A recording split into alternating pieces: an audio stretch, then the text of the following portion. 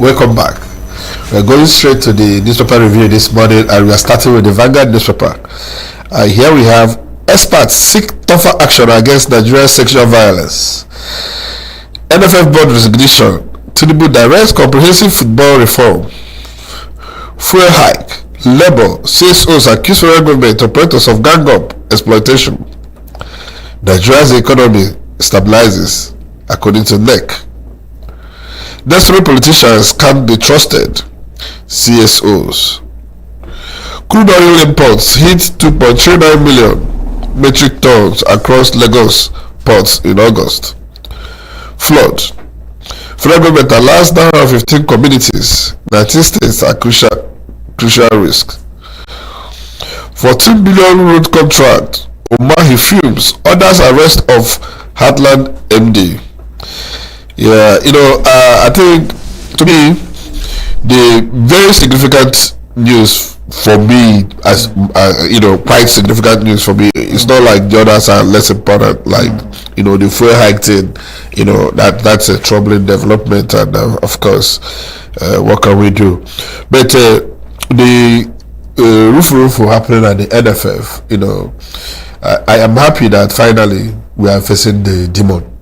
For some time, we partly allow politicization of the Nigerian Football Federation, maybe because of the enormous, funding that goes into that agency.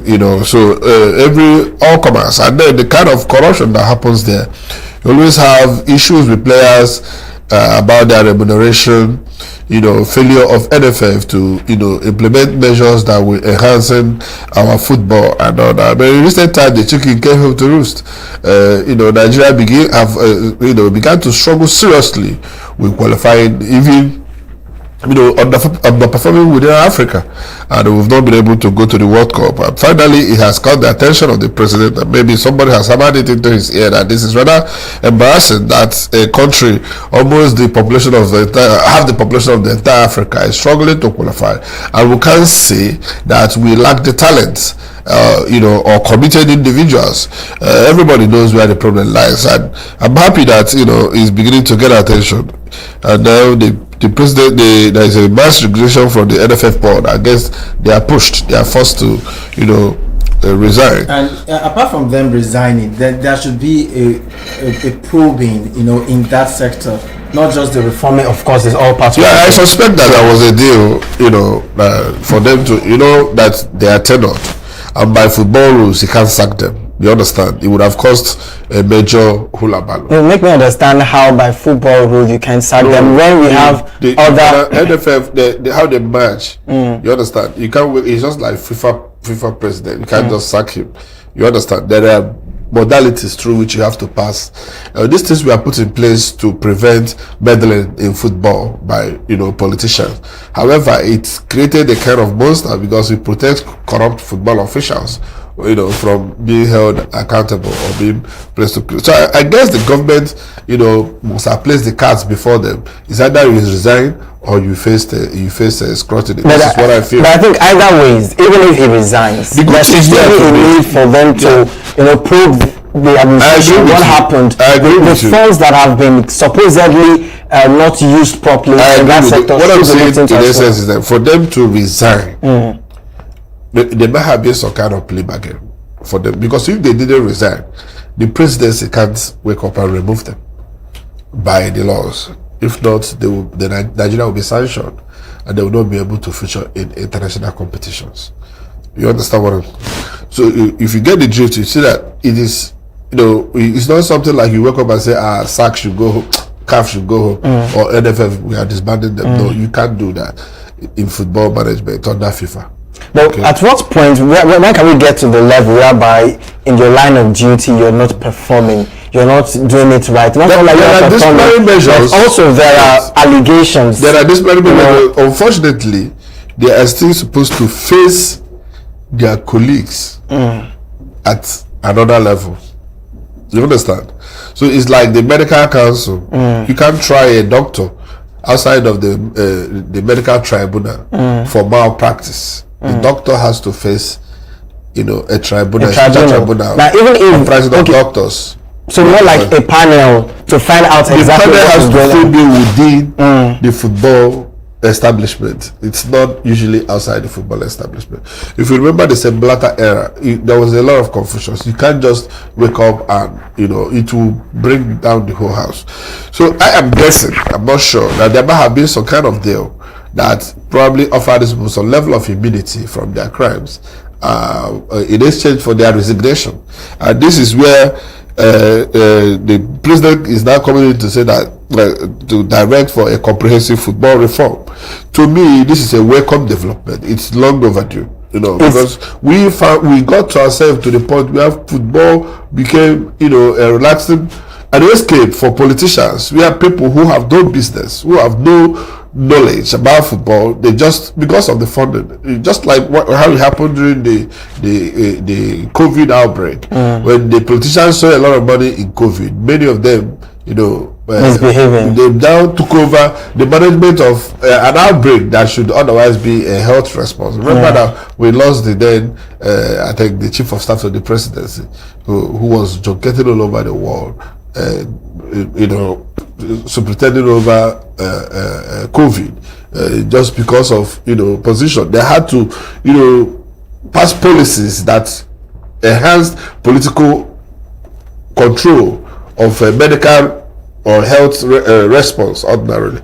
So in football, you find a lot of people who had no business being there now coming in, and there was a lot of corruptions.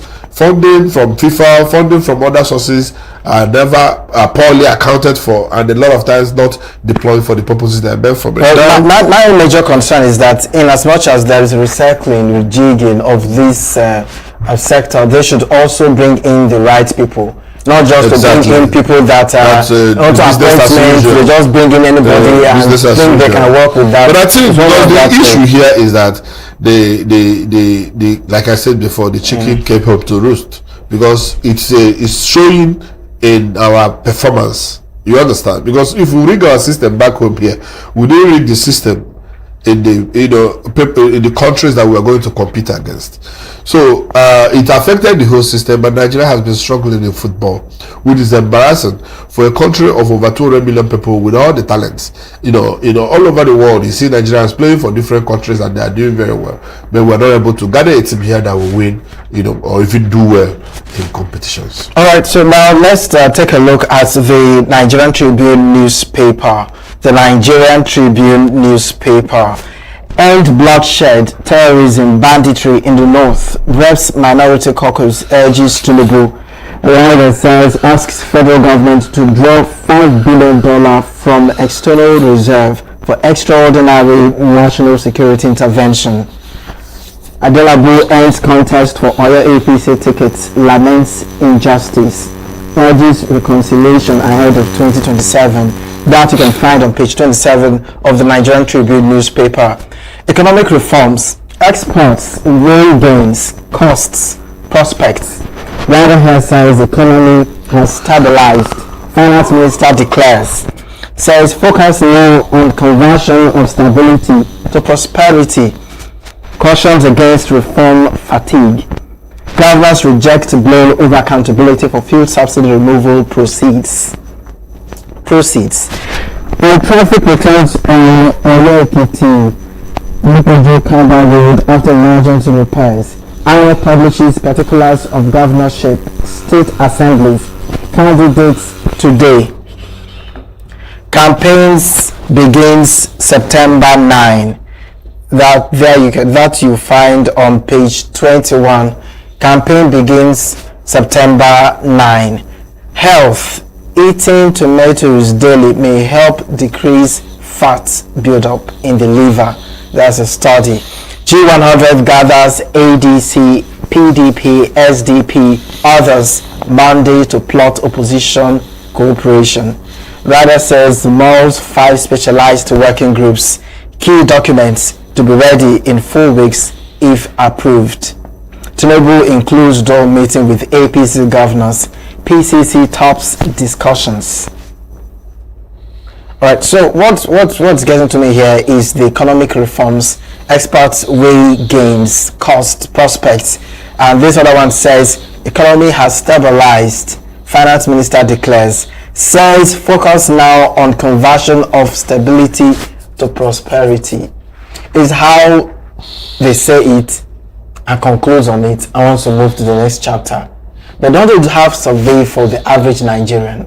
Don't they have survey for the market? If you go to the market, what is the market saying? Don't they have survey for, the pockets of the average civilian, the wages, right? What is it like for them? How are they surviving in every home?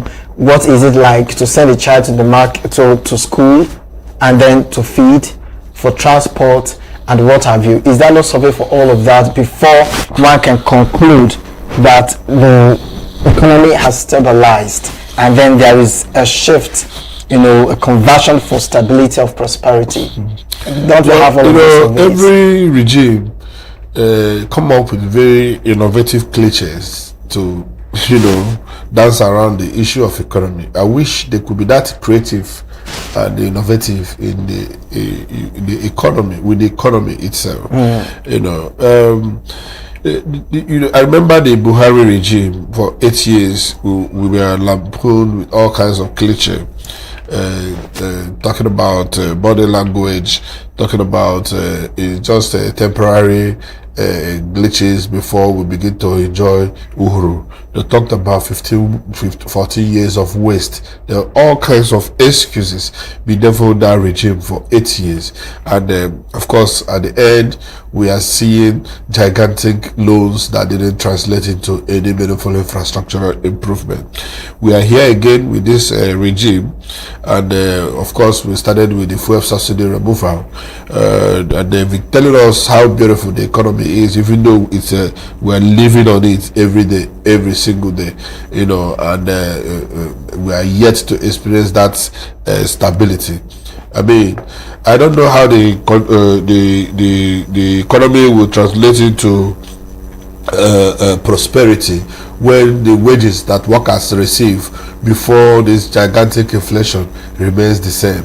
If I'm paid 1,000 naira last year and I'm buying a tin of milk 200 naira, and I'm still paid 1,000 naira this year, but a tin of milk has risen to 5,000 naira. I don't know how that will offer me prosperity.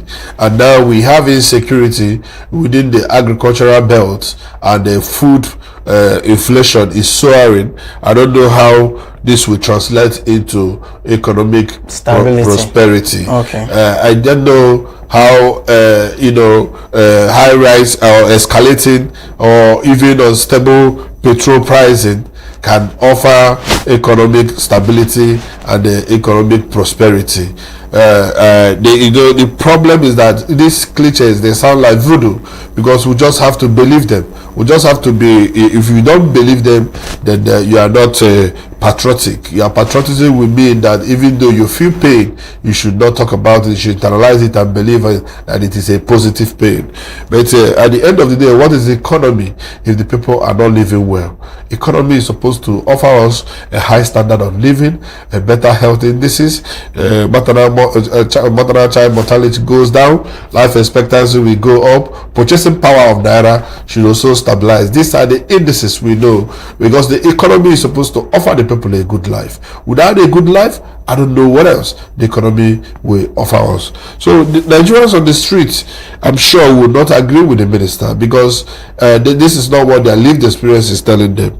I wish that this government, unlike its predecessors, will be more sensitive to the plight of the people and begin to look at the measures that will translate into a better life for the people, rather than good semantics and political statements. Okay, so let's take a look at other papers as well, as time is gradually catching up with us.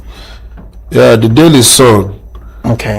Enough of the bloodshed. Bishops, PFN lament. Killings, abductions now intolerable.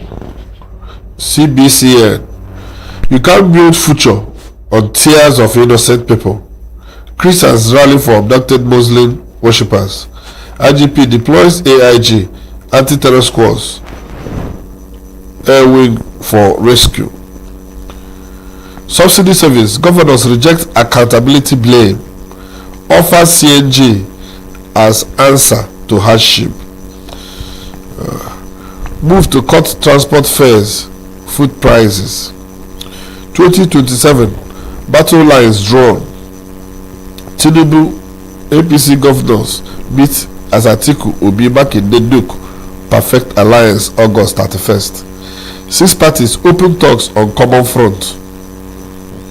G100 first question, not who leads presidential ticket.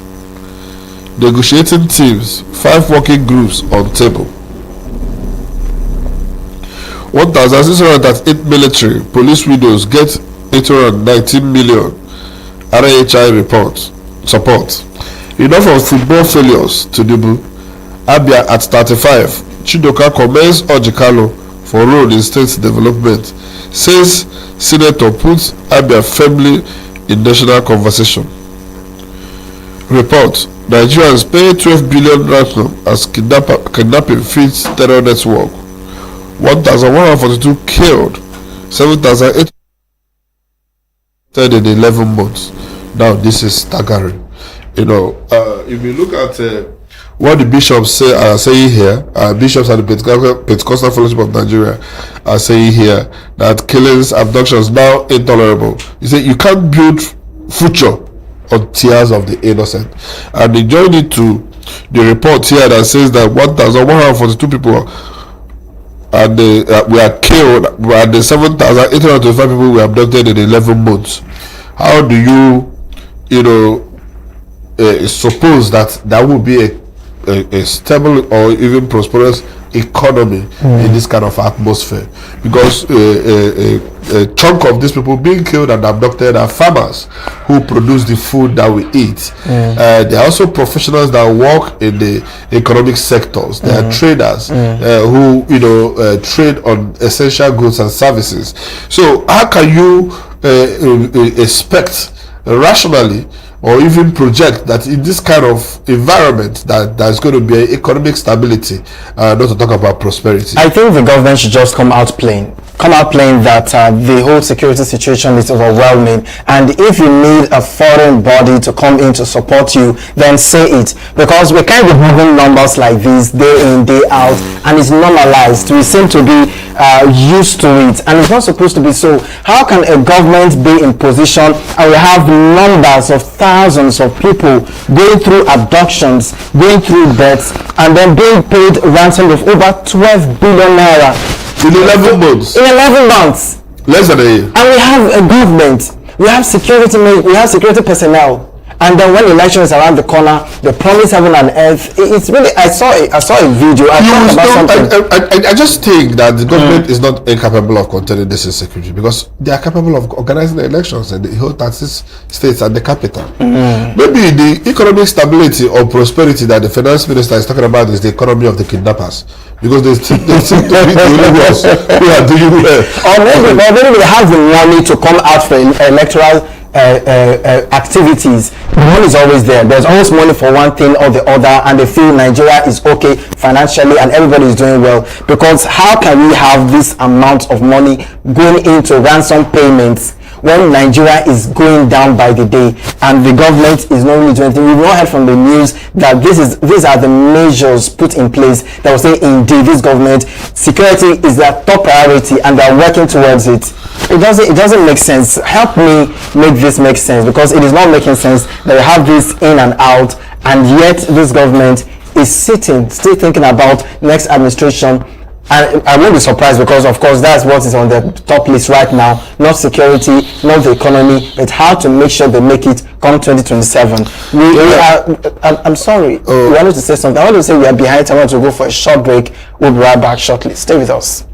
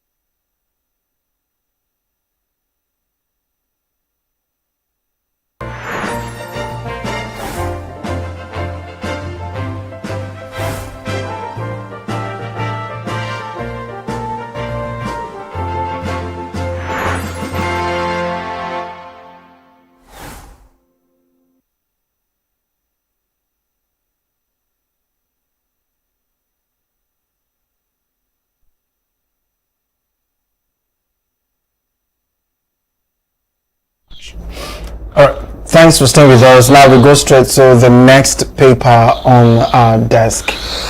It's the newspaper you can trust, the Daily Trust. We have 6 traders killed as vehicle rams into market in Taraba. Stop bloodshed in North. Opposition lawmakers tell Tinubu. Hurdles before National Assembly leaders. Subsidy or no subsidy, Tinubu promises cheaper transport from October. Trouble in Nigerian football. NFF president orders resign. So you can see that here in Daily Trust, finally the conversation that the government has been avoiding, the people have continued to complain, and I guess because I also saw somewhere where the governors are promising to do something about the rising cost of transportation, and they're talking about CNG vehicles, that is using alternative fuel instead of petrol, and here the president is also promising cheaper transport. As I guess that in a short period we're going to see measures, interventions in the transport sector.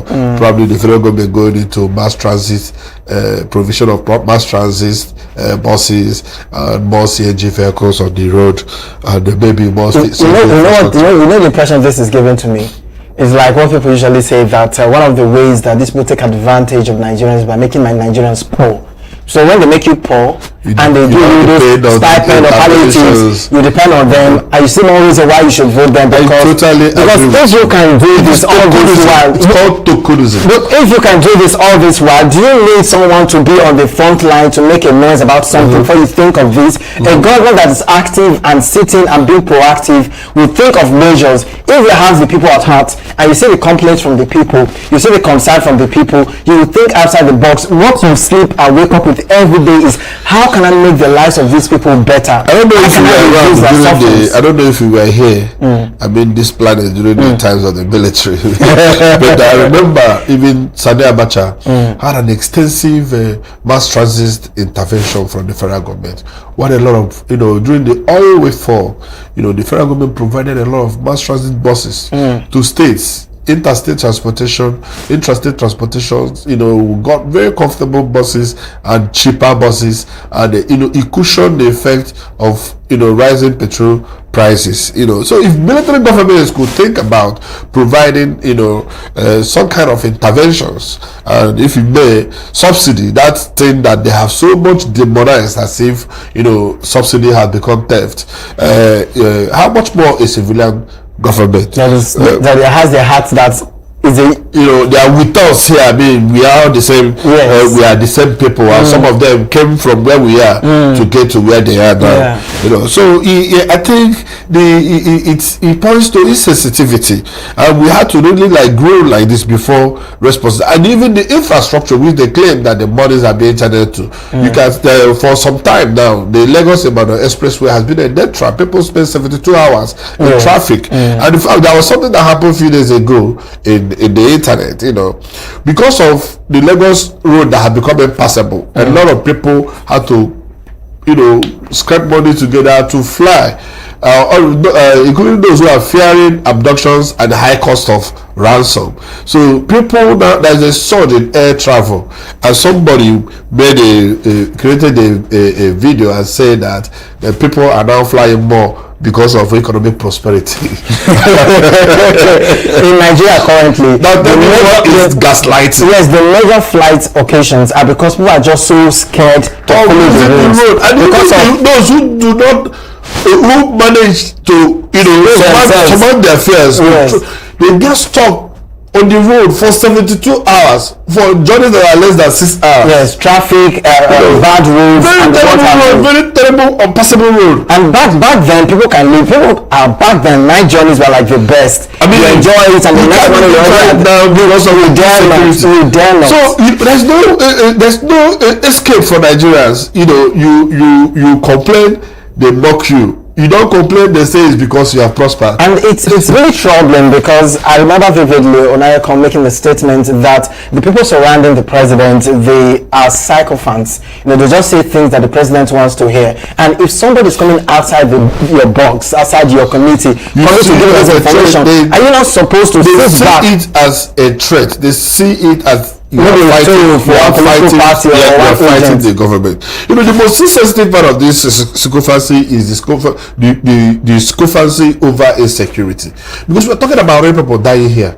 We're talking about human beings, losing their lives, being made, being displaced, being driven away from their abodes, facing all kinds of unimaginable experiences because terrorists have taken over their localities, and somebody will play politics with this thing. It's I don't know where we lost our conscience in this country. We lost our soul, that as soon as you are a little bit comfortable because of your proximity to power, you lose your sense of realism and begin to see every other person who is still experiencing the same thing that you experienced just a while ago as threatening your own livelihood. Is this survival, or is this just outright cruelty?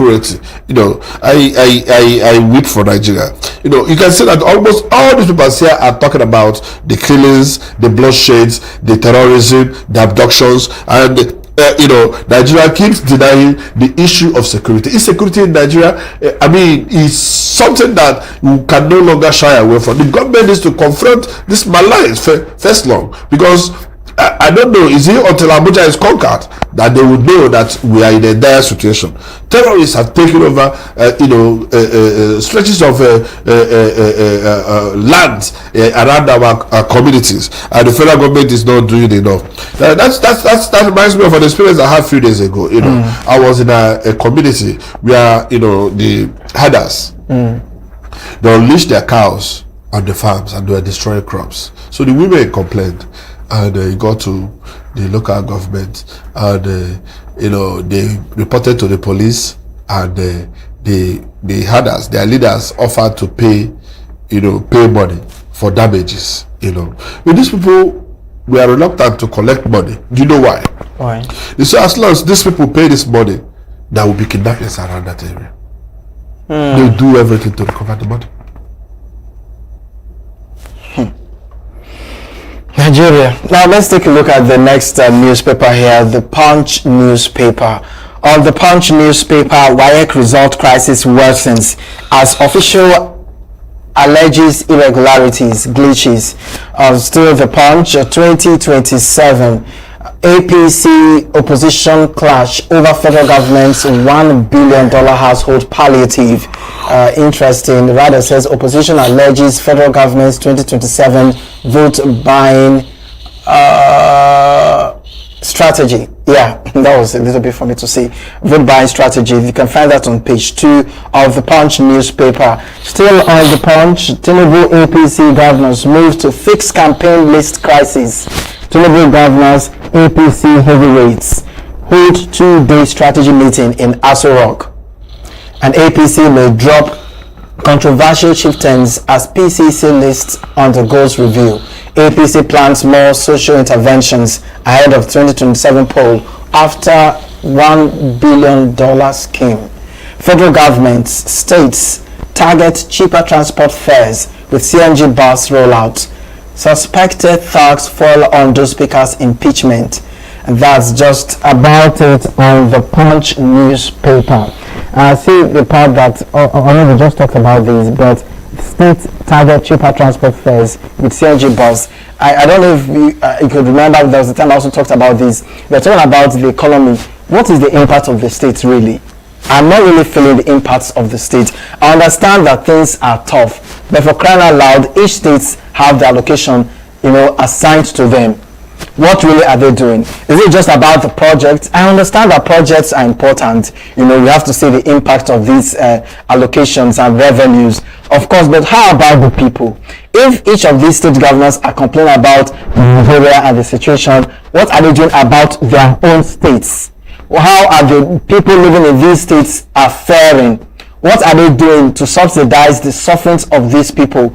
Is it in academic? What palliatives are they putting inside for education, for WAEC and NECO? And I know some states are actually looking at that angle. I think you are even being sucked into this palliative economy. I want an egalitarian society where people can afford their own livelihood, not palliatives. Okay, this tokenism does not grow the economy. It doesn't. So, of course, I know it does not. Education, the state, most countries with the kind of oil prosperity that Nigeria has, provide free education for their people. Free standard education. My problem is that there has not been any problem of Nigeria that the government has been able to solve, even with abundant resources over the years. And none seems like they are going to solve it ASAP. So we cannot continue in this token economy. We need to be able to do things differently. You know, I don't want to go divert a bit because of maybe we're going to still talk about it on today. But you can see that there seems to be an intentional strategy to impoverish Nigerians just so that, you know, every kind of palliative, so that every kind of palliative will become, you know, something worthy of appreciation. And it's troubling. It's troubling. It's really, really troubling. Now, in one of the stories, we have the other parties, the APC, the PDP, the SDP, and the likes, you know, trying to work together. I'm saying 31st of this month. I don't know what this supposed coalition, the plan. I'm yet to really understand the shape it is gathering, or what it will look like when the likes of Atiku has made it firm that he's not compromising his campaign or is calling for the 2027 presidential campaign. Never say never. Never say never, right? In politics. I mean, what if the coalition is about making Atiku the candidate? Is that not a possible coalition? It's just a possible coalition. So coalition simply means people aggregating their interest to have a common front in politics. And, you know, no individual, they could pick another individual entirely, or maybe not one of the front runners. They could, I mean, it depends on the terms of their negotiation. But what I'm looking at is that it is something we need at this point in our democracy, because whether win or lose, it will kind of put the ruling government on the spot. It will make them to, you know, be more serious in handling the people or dealing with issues that affect the people. So I do not see necessarily that they must win. I just need a very competitive, you know, democracy, which is what it should be. That's the only way you have proper checks and balances. When this ruling government is so comfortable, you know, there's a risk that they will begin to lose focus. So it's a welcome development. The discussion alone, you know, of course, you can see the reaction of the APC promising more palliative, more interventions. That means that that conversation alone is pushing them towards the edges. So it's a welcome development in our politics at this point in time. But I don't think that they started early enough. I remember prior to 2015, the opposition that later came out as APC, they started over 3 or 4 years prior to the general election to organize and group themselves. Unless some people, you know, how do I put it, you know, conspiracy theories may say that maybe Obi and Atiku, they had this agreement before Obi left, just so that they you know, to divert the attention of the ruling class, and finally they are coming back to regroup. Because if you also look at I think Osun State Governor, Oyo State Governor, who after frolicking with Atiku for a long while has gone out to, you know, field his own political party, and they are now coming back to talk about a possible coalition in order to find the ruling government. So, well, no matter how you look at it, to me, it's a welcome development. I would like to see a highly contentious election, that whoever will win would not think that it was a walkover, so that, you know, politicians will know that at the end of the day, at the end of every election cycle, that the people will hold them accountable. Very, very important. Accountability is very, very important. I don't know if you came across it on status. I saw it, was it yesterday night, where in the northern states, they were speaking in their language, saying that anybody that collects any 5,000 any money from any politician will bear the consequences, and they're going to trace them and even to their family in northern language with a speaker. Somebody was carrying the speaker, he was carrying the mic with something like a piece or a stick in his hand, like sending a strong warning to the residents, people living in that area, not to collect bribe, that they are tired of the situation of things and they need the right person on the throne. And at some point I was impressed, because these are some states, in the northern region, where they are easily manipulated, maybe because of the high rates of poverty or illiteracy or what have you. But these people are gradually sitting up to the reality. Yeah, the danger in that is the jungle justice, because people can easily take advantage of that to label, their enemies anything. I do not support any kind of people, suggesting muting or even idealizing, taking the laws into their hands. There are very simple measures. We can pressure people, whether we voted for them or not. They are there. We have means to pressure them into enacting the laws that will block these two loopholes. Carrying a code girl, threatening fellow citizens, it does not solve any problem. Anybody who took money to vote, there are laws that should deal with this, especially the givers of this money. So they still targeting the impoverished population rather than the people who are perpetrating this, because if there is no giver, there won't be any taker. By the way, these people are hungry and you are offering them money, so there is no guarantee that the person must vote for you. There is no agreement signed. You cannot even call it bribe, because it could have been a gift. If there was an agreement that I give you money, you vote for me, and maybe you agree to it and you went ahead to do it, it means that you have received bribe. So but in this case now, somebody is giving you a gift. You have a right to collect the gift and still vote according to you. We saw it in the last election. A lot of people collected money from the ruling government and didn't vote for them. So but what we're talking about is politicians carrying about money during the elections. But we should be able to hold them accountable, so the people can organize in a more different way, in a more civil way, to achieve a result that will guarantee a successful, free, fair and credible election. I'm not surprised that during all the whole electoral reforms that was carried out, none of these things were really taken seriously. Seriously. When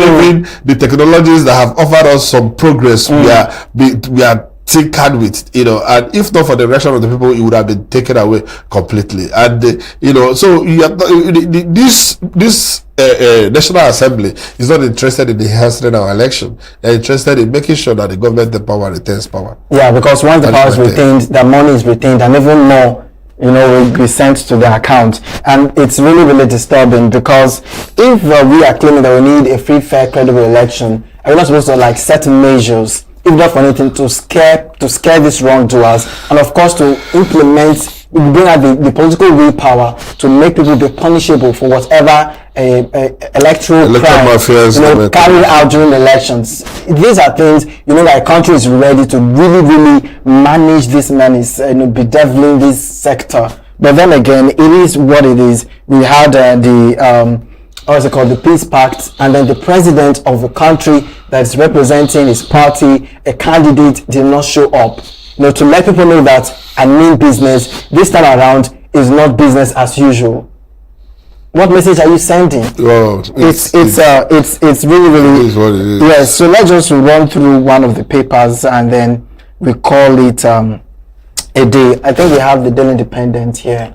The Daily Independent newspaper is just all right. On the Daily Independent newspaper, TCN estimates national grid capacity at 8,700 megawatts. Tinubu orders comprehensive overhaul of Nigeria football. Rider says Gasol confirms resignation as MFF president. Another story here, the major story actually, Boko Haram drives 90% of Nigeria's 7.78 billion naira ransom economy. Interesting. Why Nigeria's electric vehicle future is stuck on paper. Amnesty criticizes security agencies over failure to arrest Kuje chairman. Last week, doctors give Lagos government 7 days over unpaid allowance, salary arrears. Tinubu APC governors meet days after campaign council unveiling. That you can find on page 7 of the Daily Independent newspaper. Translate reforms into jobs, better living standards. Chatima tells governors. ADC knocks federal government's $1 billion social program, calls it belated. Atiku challenges federal government over national cash transfer discrepancies. And this will look into, of course, what's trending. But it is what it is. You see this story, this headline: Boko Haram drives 90% of Nigeria's 7.78 billion naira ransom economy.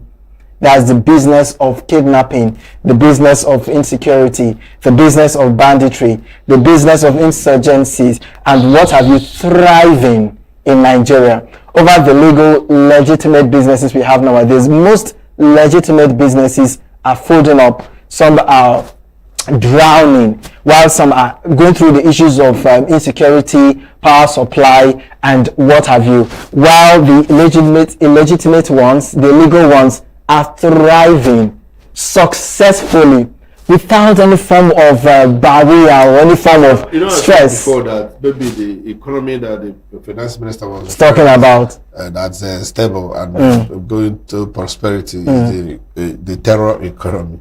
And almost every other person seems to be one way or the other corroborating that by postulation. This is the most troubling thing about this projection of 90%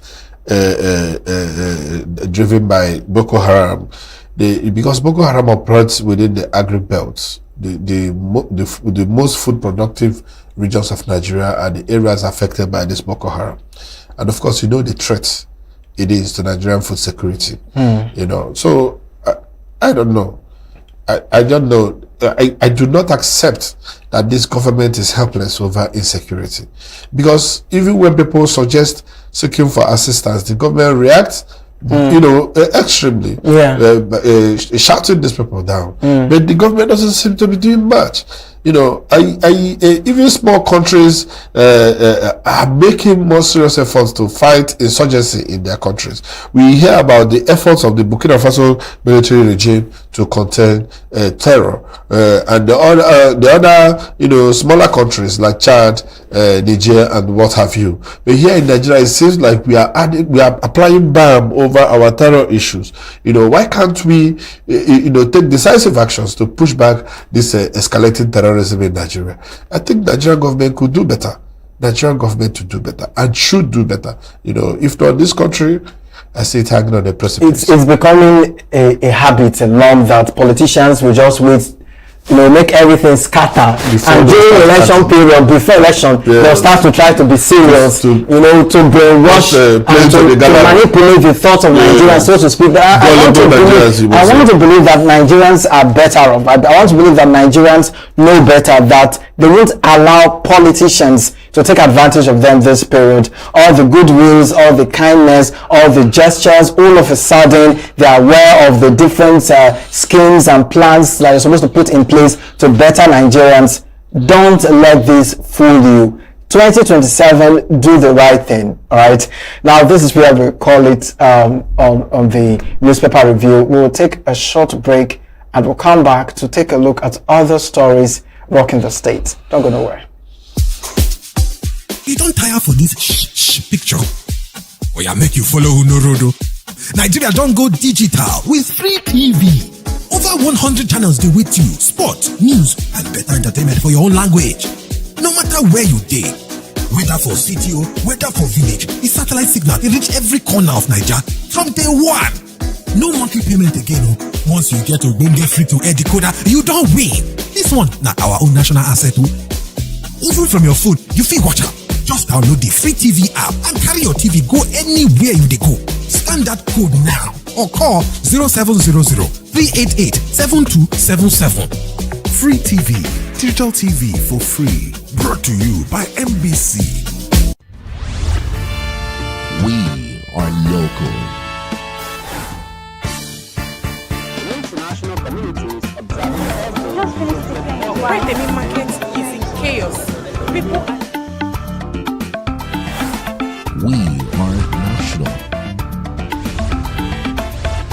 Those in support of this motion as amended, say aye. Aye. We have taken it through by default. We are international. Israeli airstrikes. Donald Trump left us the worst unemployment.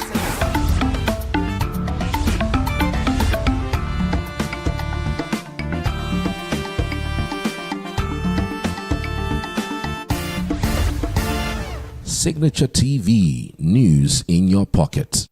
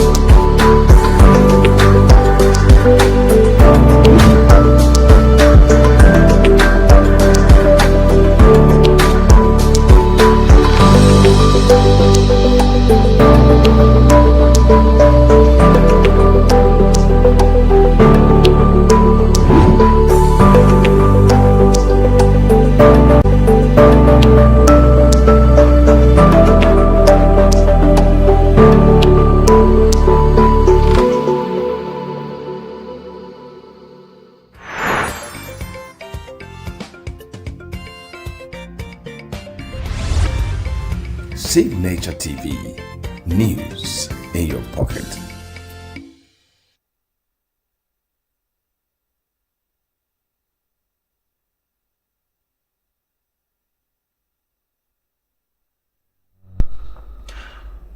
Thanks for staying with us. The federal government has disbursed more than 600 billion naira in cash transfers to over 10 million households across the country in the 3 years since President Bola Tinubu's administration. Minister of Humanitarian Affairs and Poverty Reduction, Bernard Doro, has said. Doro disclosed this that during an interview on a television program, he said the program was designed to support poor and vulnerable households and improve their living conditions, adding that the number of beneficiaries could translate to about 14 million people based on an average household size of 4. Defending the impact on the cash transfer program, he said even the 25,000 naira paid to beneficiaries could make a significant difference to the poorest households. Let's take a look. With starter kits and state stipends, provided them, apart from the skill training, we provided them with business management skills, accounting skills, and what have you. And those 18,000 plus are on their way to starting businesses of their own. We launched the G program, which is supporting farmers. We've also done, over 600 billion in cash transfers to be able to support, vulnerable Nigerians within 3 years. Yes, 600 billion. Over 600 billion. How many households have been impacted? So we have reached slightly over 10 million, about 10 million households. And that's going to be about 14 to... All right, there you have it. Over 10 million households receiving, how much exactly? Is it 25,000 we're talking about? To the poorest of the poorest. And if you ask them, can you live on 25,000 naira? For how many minutes? For how many minutes, right? Well, the point, my own is that I think this is brazen wastage. Like 600 billion is about 375 to 400 million US at current official rates. You know, it's crazy because this could build 600 mini grids for rural communities, and that would have encouraged manufacturing. You know, and that's at 800 million to 1 billion per 100 kilometer solar mini grid. You know, that would electrify 600 communities, cold rooms, welding, grinding mills. This would have created jobs, not just 25k to spend. And this could have built 10,000 kilometers of feeder road, you know, rehabilitated, you know, labor-intensive public works. This would have been able to give, you know, many jobs to people over a period of time. You know, World Bank estimates that 50 to 60 million naira per kilometer for rural grading, you know. So this would have connected farmers to markets, cut post-harvest losses, you know. Human capital data leaves the cash too. 6,000 primary healthcare centers fully equipped at 100 million per primary healthcare center for renovation, plus solar, plus basic drugs, plus staff quarters. You cover almost every local government area in Nigeria twice.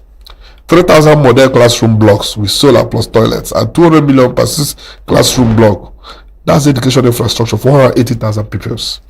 Student loans, /TVET. 600 billion could fund 600,000 young people at 1 billion each for technical skills, plumbing, solar installation, agro processing, instead of 25,000 naira one-off. In come to the agriculture and food security, 1 million farmers supported with 600k input package. That is improved seedlings, fertilizer, extension. It's still 600 billion, but it's production, not palliative. Then you talk about 100 large mechanization pumps, tractors, harvesters, dryers, at 6 billion per senatorial zone. The core economic point here is that cash transfer palliative does not multiply, but infrastructure is a multiplier. 125k is eaten in a couple of days. 25,000 naira will not cook 3 pots of soup. In a family of 5 to 7, what would that do for them? You know, but one solar grid can be used for 20 years. Think about it. So we are eating away our future. You know, it does not make sense that anybody who is serious about governance will wake up, carry 600 billion naira, start sharing it to 5,000 per person. You know, this is sickening. It's like cooking your child, you know, decorating it with onion and tomato and start eating. For me, I think it's giving corporate vote buying. It's just a means of buying the hands of people. If this was vote buying, this is the most uninnovative vote buying. Because if you had invested this in the infrastructure that I've read out, you would buy not just the vote, but commitment, passionate support of a huge number of them. Because they'll be scared that if I do not vote these people, this game will stop. I will not be seeing the beneficiaries are still Nigerians. Yes, of course. You understand? Yeah. There's so much we can do with 600 billion naira. Although this scheme has got a whole lot of reactions from different Nigerians and stakeholders, Atiku Abubakar has complained about it, and then the Nigerian Labour Congress (NLC) has also complained about it. And there are some key issues that they looked at that they've criticized, and the first one is lack of transparency and auditing. The Minister of Humanitarian Affairs and Poverty Reduction claimed that 600 billion naira reached over 10 million households. However, the skepticism here is that what measurement did you use to know that these people are actually vulnerable 10 million people? That's what I'm saying. What are the measurements? What data did you gather to know that these people are supposedly the most vulnerable? How are they even distributed? So a country that's not able to do its own census to know the number of people they have, how can it be so small? So now, how would they know? How would they know how to get to these people to know that these people are the poorest of the poorest, and to know that these people really have access to this money was transferred for 3 months. What is the exit plan? You know, these people, you give them money, no skills, nothing, no employment. At the end of the transfer period, what happens? How have you helped them? Eating today and starving tomorrow, what is the difference? There's nothing positive about doling out money to people. It doesn't make any sense to me. So so let's also look at, we'll talk about this thing, the short-term relief, just like you mentioned, maybe this could be like a 5 months, a 6 months initiative. What happens after all of these things? It just tells how much this government thinks. It tells the wisdom of the administration. And it is really something that one can look into. If an administration is concerned about temporary relieving people, not just relieving them with how much are we looking at, can they basically live on 25,000 naira? And just like you also mentioned, the different things this money would have gone into, and people would have seen how effective this 600 billion naira, would have been used for. Now, it also tells how this administration think, and this is indicting to people even believing them in the next election, because if what you can do is to come up with something like this, I can barely hear when this Empower was on. I don't know, is Empower still on? I can't really. Empower is no longer on. But when Empower was on, almost every Nigerian had an effect of it. You almost know 1 or 2 persons around you that will tell you they are benefiting from Empower. And you can see that this was in a way mostly, this was legit. There are people almost in every household, there's almost one person, that is benefiting from Empower. Congratulating and thanking the administration of how supportive the Empower process has been, scheme has been for them. Now, this supposed 25,000 naira, the scheme, how many Nigerians can really say we are beneficiaries of this scheme? How many Nigerians do you hear that say that this is what we get from this? They are saying this is how it is for us so far. I really don't know any Nigerian that 25,000 will change their lives. To start with, in the first place. I don't know any Nigerian, And by the way, 25,000 in 2023 is not the same thing. 25,000 in 2026. In 2023, petroleum pump price was about 615 naira. Today it's above 1,000, almost 1,500. That's like double. Okay, so cost of transport has at least doubled. Yeah. In some places tripled. So 25,000, cannot take you from Lagos to Enugu today by road. Right? In fact, if you use KK drop around the Enugu to go to 5 locations, you will spend more than 25,000 naira. The meat of 25,000 naira will make a pot of soup for a family of 7. 25,000 naira will not make soup, a decent soup, for a family of 7. What can 25,000? I don't understand. I want to see the positive side of this. I mean, they are quoting they say that cash transfers can help the economy. That in Brazil, I don't know what Brazil did differently, but the Nigeria I'm living in today. If you give me 25,000 naira now, the only thing they can do for me is data.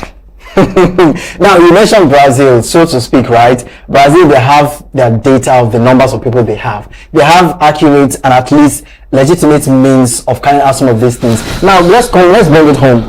What data do we have? We don't even know the number of Nigerians of this as citizens. We don't even know how many we are as a people. And then we're talking about data. How updated are these data? Some of these people may be dead. And the whole kidnapping, insecurity here and there. Some people have been relocated from one place to the other. What is the point? What people who are living in, insecurity hotbeds, how did you capture them in this 25,000? What register are you working with? The people in Plateau, the people in Benue, the people in Nasarawa and parts of Kogi and Niger State. Did they benefit from this 25,000? What will you do for them? Can you rent a new home for them? Can it transport them with their personal luggage to a safer location? This thing you just said now brings back to neglecting entitled groups. There are groups that would need these funds, internally displaced groups, and also these states that you've just mentioned. If this money were put into these areas, these states, how they can better the livelihood of the people living in this area, maybe Nigerians will say, okay, this, we can see where this money is going. This is a difficult conversation for me because you can't. Honestly, just wrap your head around it. I don't understand. I don't know how somebody will sit down. The creativity the person can produce is how to share 600 billion naira cash to people. Because there should have been comparative analysis. The question should have been, how best can 600 billion impact the lives of a greater number of Nigerians for a sustained period of time? That's how a normal human being should be thinking. I don't know whether you understand what I mean. Yeah, I get your point. I mean, simple Google will give the person these answers. He doesn't have to crack his brain. If you ask Google this morning, how best can we spend 600 billion naira to impact the lives of extremely poor Nigerians for a sustained period of time? Google will give you these answers. You don't talk about a government that has all the machineries to research, to gather data, to collate information, that has the archive of what they have tried in the past, how it worked or not worked, how it could have worked better. The government has every information at its disposal. You know, the first part of this thing is that in spite of all of these schemes, the rate of poverty is even higher by the day. How can 5,000 naira move you from poverty, even in 2010? So what then is the data of the elevation of this program? Like, what can you say, this is what we've achieved with this program? The point is that the last regime shared even 10,000 naira when the economy was, when the inflation was not this high. They shared 5,000 naira. There was so much sharing of money. At the end of that regime, Nigeria had the largest number of multidimensional poverty. Right? So it didn't work for that regime. Why did this regime think that it worked for it? I mean, the same thing that the last regime did, that almost everybody criticized them. Okay? Almost everybody criticized the last regime for doing exactly the same thing. How come that this regime did not learn anything from the previous regime, and they are the same political party? It's not like they are competing with another political party. They are repeating mistakes. I mean, it makes no sense. So how informed this regime has made statements that condemn some actions of that previous regime. This current regime has made statements. At some point, they could not bottle it up again. They say that there was so much wastage, and that there were economic policies that did not make any sense. Even though that Tinubu campaigned on continuity, we talked about consolidating the gains of the previous regime. How does sharing 25,000 naira? Because I'm wondering what impact 25,000 could have in a household currently. Because even the poor, they buy from the same market as the rich. There is no poor man's market in Nigeria. I mean, everybody goes to a subsidized market for the poor. Subsidized market for the poor. So if they give you 25,000, can you pay your hospital bill? What ailments can you treat in the hospital without health insurance than 25,000? What business can you even start with 25,000 naira? Which food can you cook that will give you 3 square meal for a family of 5? Say, how many days will you eat the food in quotes? That's the point. How does this help poverty? So I think at the end of the day, it just justifies the accusation. This is not even socialism. Because by socialism, the government will be provided for the people.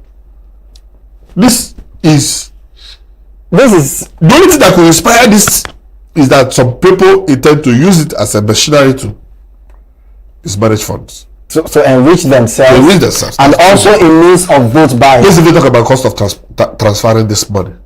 How much will it cost to transfer 600 billion to 10 billion people? Bank transfer charges.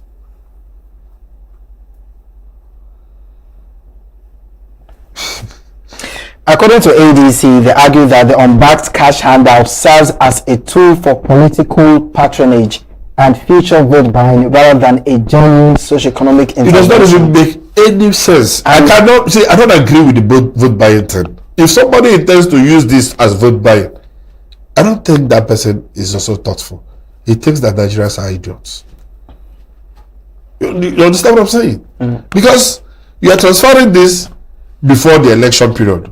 And I can bet you there will still be insecurity threats between that period you receive that money and the election period. Which other thing will speak louder?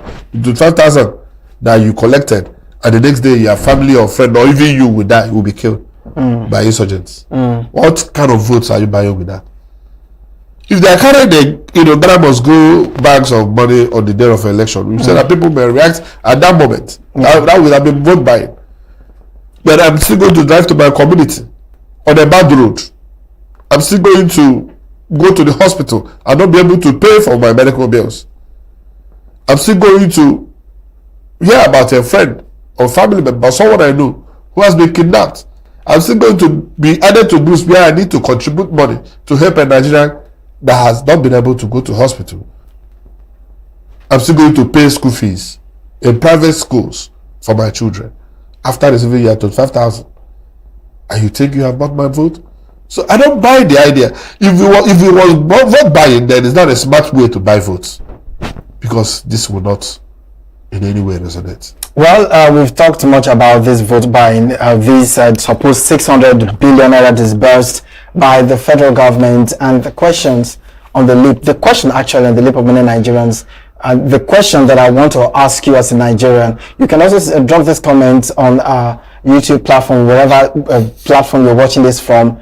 Are you one of the beneficiaries of this supposed palliative, this scheme? Are you benefiting from it in any way? And what states are you benefiting from? We'd like to know. Let's really check this out. So it doesn't look like, okay, let's assume we are overreacting, or we are maybe being so emotional about this. Maybe there are people out there genuinely benefiting from this. Let's get to learn about it. What state are you in? And are you also part of these, the beneficiaries of this scheme? Let's learn one or two from you.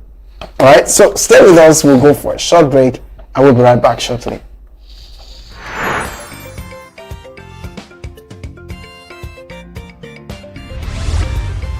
Signaturetv, news in your pocket.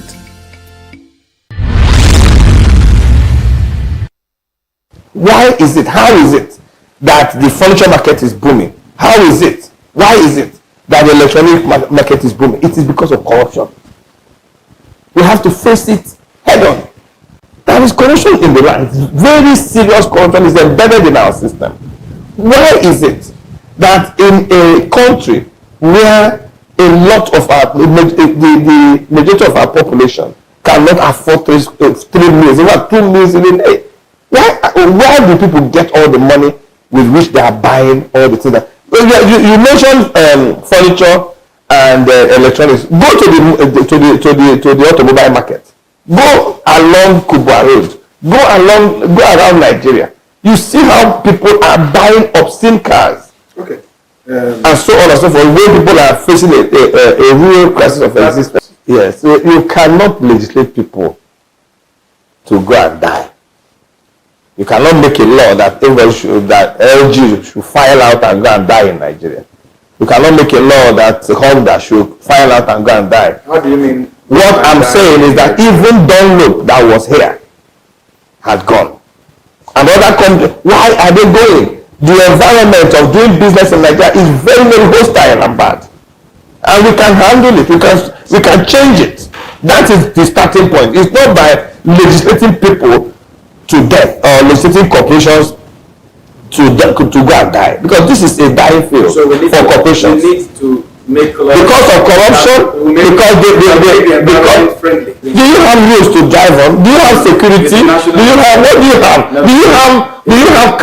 Look at our credit system. I was a banker. Look at our credit system. How much access do people have to access capital for doing business? You don't have any access. Our banks are irresponsible. The banks in Nigeria are totally irresponsible. I was a banker, but I'm embarrassed about the kind of irresponsibility of our banks. They are just milking the people and are not helping the economy at all. The banks are the facilitators. They are the energizers of economic development. Without the banks, there's very little the economy can do. The banks are not helping, and nobody should. Talking about regulation, I should suggest, I should rather say that the central bank should come down on the banks very heavily. Let them become responsible. In other crimes, you have banks handhold little micro companies. Incubate them and then grow them. In Nigeria, it doesn't happen at all. Yeah. The Nigerian companies, they learn only to the people who they think are big. There's some people who are small sometimes before they become big. And what do those people do with it? Do they produce anything that we can see? The small and medium scale enterprise sector, that's the engine of growth. If we don't encourage them, that's not where we are going. That there are things that this government, our government, must confront. For somebody to bring business in Nigeria is the thing that will help us to survive. So you don't you don't give the person any room of incentive. Nothing like an incentive exists in Nigeria. They tax people to death in Nigeria here. There are multiple taxations. The government does not care. The environment is hostile. A farmer who wants to produce rice, we leave him to the weather, to the elements. We leave him to go and face the banks. We leave him to go and buy his machinery. We leave him to go and do everything, to go and invest even in research. Somebody wants to be a rice farmer. He first of all invests in research in the high yielding varieties of rice. He produces the seedlings. He does everything. He gets nothing from his government. That is not the way to. Till we realize that for somebody to accept to do business, you must support him deliberately. It's not by accident. You need to give them loans, soft loans, grants of all sorts, just to make them to produce. Because if they don't produce, we continue to die the way we are doing.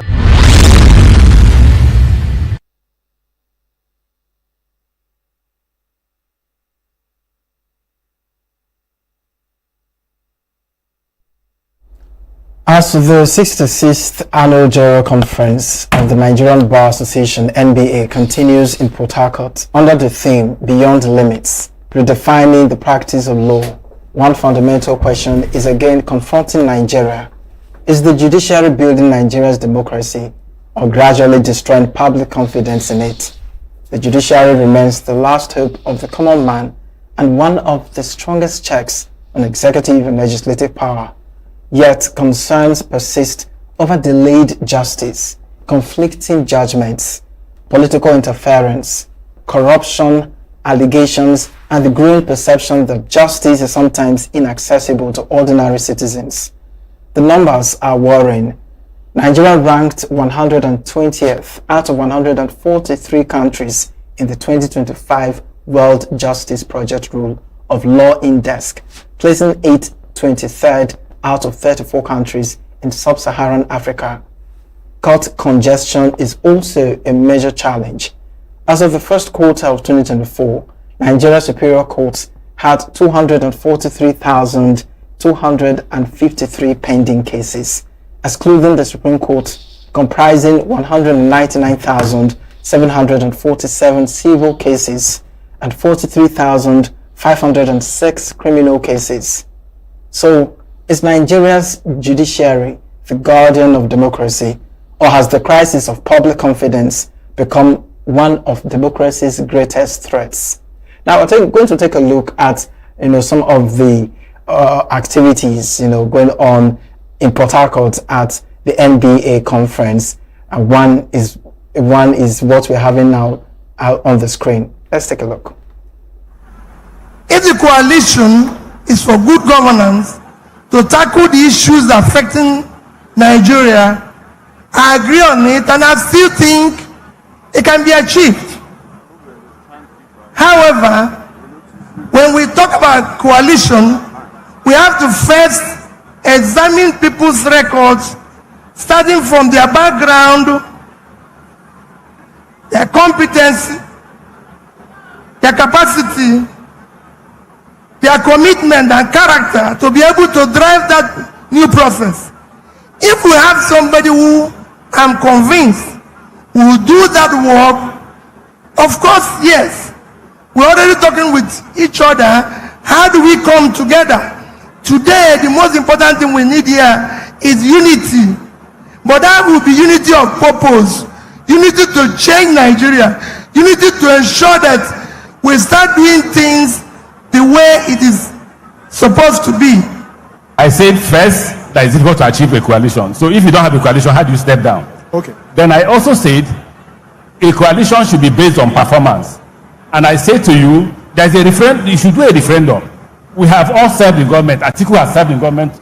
Governor P2B has served in government. I have served in government. All others, apart from he and this, assess us by our last performance and choose. Don't just go because you are from Ikwere or you're from Momoko and choose your. Okay. No, that's why we're running down. Okay. Your position is no. If there's anyone who has been consistent about non-removal of fuel subsidy, it has been me. And it took Amechi and his principal almost 10 years to catch up with me. They have now reversed their position on fuel subsidy. The question about subsidy is, who are you subsidizing?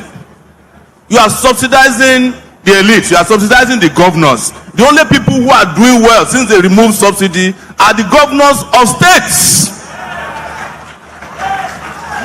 And when they talk about subsidy, they make it sound like they have not removed subsidy before. I was a student in 1989, they removed subsidy. In 1990, they removed subsidy. They said Nigeria will be better. We are in 2026, they are still removing subsidy. They are robbing Peter Obi to pay Bola Tinubu. That is what removal of subsidy is all about. The poor people of this country only benefit from subsidy from petrol, gasoline. There is no subsidy on kerosene. What did they build with it? Right, there you have it, the panel discussing the governance and the challenges affecting the nation. And one of the things that got to me there is the calibers on that panel. These are all not just politicians, but legal practitioners that understand what they are talking about. But one of the the clips that went viral is the one that Amechi was telling Chiwere to keep quiet, shut up when politicians are talking, because they have sat in the position of authority and politics, and they know where it bites and what it feels like. I think what Amechi meant is that he could be judged based on his antecedents. P2B could be judged based on his antecedents. Yeah. Chiwere is contesting for president. What can he be judged for? Like, he can criticize Amechi because Amechi has been governor. Amechi has been this. Amechi can. What is it to talk about? What do you criticize Chiwere for? Because as they say, talk is cheap. Chiwere is my friend, and no doubt I like his passion for Nigeria. I like his consistency in challenging every government in power, even the government he helped to bring to power, the government of Buhari. He didn't cut them any slack, and I like that consistency. There's no doubt that he's a patriot, but there are times where you begin to wonder whether he also has this entitlement that he is the only altruistic individual. Like a lot of people believe that his attack on P2B stems from a place of envy. He does not enjoy the kind of organic support that P2B enjoys. Sometimes one is also tempted to begin to think in that line of direction, because I've personally asked, why can't you form an alliance? I mean, it's true that politicians are corrupt in Nigeria, but when you see somebody who seems to at least have a different message and has a modest outing, and has people who follow him for the good things he did, not because he's from there or here, and since you could at some point form an alliance with a Bola Tinubu, who you like to call a thief today, with a Buhari who you call incompetent, and all those other politicians that have had a lot of even obvious corruption issues on there. Why can't you stomach it to form an alliance with P2B? Of course, there is no response to that. I like the fact that he's consistent with his views, even if sometimes it's concerning, some of his views. But at least, I think that's what makes politics interesting. If everybody falls and bows and praises you, how can you sit up? How can you be careful and look back and know that people will criticize what you do? But if you have the likes of Chiwere attacking, Peter Obi, so to speak, or any other politicians, maybe people will also sit up, but that is not an excuse, because if you put into measures, the different criticism, the different allegations on this very administration, it still does not change anything. Who is still has ventured into politics from activism, and in politics you can only make impact when you have power. You can only make real impact when you have power. And since Sowore has also migrated from activism towards politics, who is or what is the most likely way to unseat the current government? You understand? Because Sowore could be president in future, but realistically he cannot be president today. So I believe that what he could have done is to forge an alliance with the modest ones, the people that are among two devils, to choose a devil, a proper devil. And especially because these guys are also phasing away. P2B may not be contesting for president after this election. Sowore still has age in his time, and he would be inherited a structure left behind by these people. So I'm saying that Sowore could have formed an alliance with Obi Kwakwanso. These are modest individuals, and he would have been able to inherit not just the structures but the experience. But sorry to cut in. I'm not trying to interrogate you, but why do I feel somehow when you mention the likes of Kwankwaso or Peter Obi, you did not mention Atiku, you did not mention Donald Duke from other political parties, and you're saying these are maybe Donald Duke. We are talking about the frontliners here. Atiku is an establishment person. You understand? And it's just like his activism is usually tailored towards trying to make himself president. You understand? And is that no person? Are you trying to none of the candidates don't want to make themselves president? No, like P2B has said that he's not desperate to be president, but to see Nigeria work. I'm comparing two set of individuals here, and you cannot categorize Atiku in the same place with P2B. In all honesty, at least from the perception Nigerians, the support system Nigeria offer, you can categorize Atiku and Tinubu, and they could have not different kinds of supporters, but different groups of supporters. The supporters of Tinubu and supporters of Atiku, and they have the same kind of mindset. The supporters of P2B, however, come from the people on the other side of the divide who feel that who are very more militant about change. People who want if you like, a total breaking down of the establishment. I stand to differ on that very opinion of yours. Well, it's your opinion, right? And you have your right to be on your opinion. But I think the people supporting Atiku also want the best for Nigeria. You will not say it from their angle. I think you don't get my view. Even the people supporting Tinubu want the best. Nobody wants the bad for Nigeria. We are talking about mainstream. You just sounded obedient. That's my major concern. That's fine. No. It's also a subjective. But you saying that he should go for the modest people, and you mentioned and you let out Atiku, you let out the people who embarked on EndSARS, we are not politically conscious individuals. These are youths who want change, who are tired of what is going on in the country. You understand? Yeah, so, and it's not the same set of people who are the traditional supporters of Atiku. Right? Why would you say so? To start with, Atiku and Tinubu were allies until Ticket brought the quarrel. They were all in the APC. The fight is not because APC was not performing, but because they felt shortchanged over the ticket. So it's still the establishment, but who controls the green barrel. That is the disagreements here. Now, the Obi supporters, we know these things. I mean, we are Nigerians. They are mostly young people. You don't see a lot of politicians in Obi's camp. That should tell you. You see that Atiku's camp is normal politicians, people who were displaced from power, who want to come back to power. That's not what you're saying with Obi. Look at the lineup. Look at Obi's campaign team. Compare with Atiku's campaign team. Look at the people who are working with the P2P. These are young people who are reactionary elements, who are just tired of the status quo. These are establishment people who got displaced and want their way back to power. Nigerians know this. We are all Nigerians. It does not mean that they mean bad for Nigeria. Because we can mean the same thing. Let's say we are working for Signaturetv. My idea to make it better may differ from your idea to make it better. But one of the ideas is better.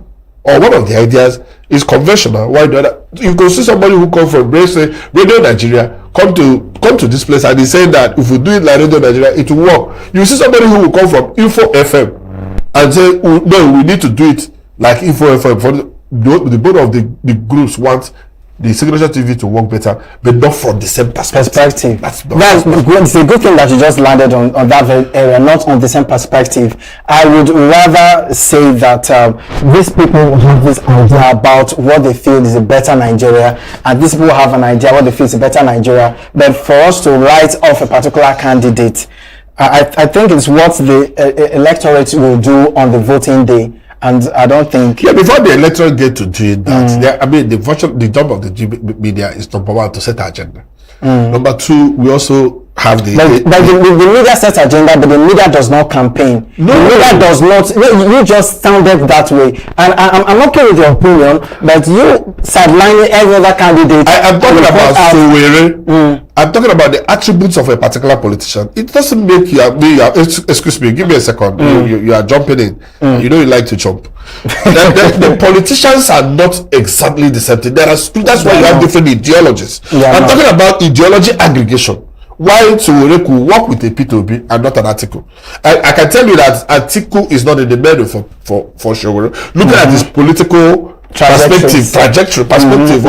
So I'm talking about, okay, if Sowore could work with anybody, considering that his message with that of P2B are closely aligned, all right? And his supporters or the people he's appealing to are similar to the people P2B is appealing to. That's young people, young and reactionary elements, mostly undergraduates, the people who are young entrepreneurs. The average Nigerians experiencing... I can't even say average now, because average, we have the old, the young. There are people who all they want is just stability. There are people who want a radical reform, and that's the group we're talking about now. People who want a holistic, like that's why sometimes they get agitated that P2B is not also extreme. And this is what the role Sowore would have brought to the table here. If he was to... In view of that pitch his tent. Putting pressure. If he had brought his extreme reactionary element into the P2P book. But you see what Kwakwaso did. In 2023, he declined being vice to be. And he felt that he has a larger political profile than P2B and could not succumb himself to being his deputy. But what happened? He lost woefully in that election. Right. Now he went back, we thought about it, and he said that this alliance could even benefit him even more than Obi. Because assuming that they do not win this election, Kwakwaso has made an inroad into the southern Nigeria. Now he can inherit that structure that has built around Obi. I'm talking about what could benefit Sowore. Sowore may not likely be able to inherit that structure. He cannot be above David Mark, Rotimi Amechi, and all those old horse politicians, right? But Sowore can Obi. So Obi's followers, Obi's political allies are much younger people who are not too big for a Sowore leadership. So now your point is getting... Maybe you are the one. Maybe you are biased. You are biased. I was talking about Sowore. To start with, Sowore had a counter with P2B, not Atiku. Okay, so while we're talking about Sowore, because we can be on this back and forth, let's also take a watch at, I don't know if I should call it the banter between Sowore and Amechi, and during one of the panels, still at the MBA in Port Harcourt. We're still talking about MBA, legal practitioner, also politicians, but let's take a look at this. Nigeria is in a state of shock. Poor people are dying every day. The reason why people are dying is that when I tell Nigerian economists that we have no economy, they say it's not true, we have an economy. But an economy that does not provide money in the pocket of Nigerians is not an economy. Any economist who says we are making progress and there is poverty in the pockets of Nigerians must be a very bad economist. Now, let me give you figures. Now, currently, we have 11.8 million vehicles. Industries are not working, so we assume that consumption of the industries are not as much as the vehicles. Where is this subsidy money going to? is going to the private pockets of your president. I call them Alibaba and the 40 thieves. If anybody goes into office as president and allows you to continue to suffer, the person is a wicked man. It will take us 2-3 years to be able to reverse this economy to a productive economy. Anybody who tells you that is a magician. If he tells you that in 1-2-3 years he will turn the economy around, person must be lying. What Vice President Atiku is proposing is not to deviate from removal of subsidy or not. He's saying that in the first 4 years that we take up back this office, we will put money in the pockets of Nigerians to be able to buy this fuel. And we're not funding. Can you listen? Can you listen? Thank you. Please, can you listen? Thank you. I'm coming to the how. The how is we will encourage local production. We will only subsidize local production. How is you provide cheap crude for them to refine and sell at a cheap cost. That way individuals will be able to buy fuel. Now, when they are not able to provide subsidy to provide for cheap production, what happens? You are paying more for electricity, you are paying more for transportation. Everything in the economy is running helter-skelter. We will provide you with all the necessary tools for subsidy for only local production to encourage employment, which will create jobs. Whoever says it's not possible should wait and see. Thank you very much. Please, I'd like to make a passionate appeal. Those of us who are standing here, we are recording emergency situations. People are collapsing behind. Please, we plead with you, if you can create space so we don't record these emergency situations we're recording now. Thank you very much. Okay, we'll come back to economy. Oh no, your turn. Yeah.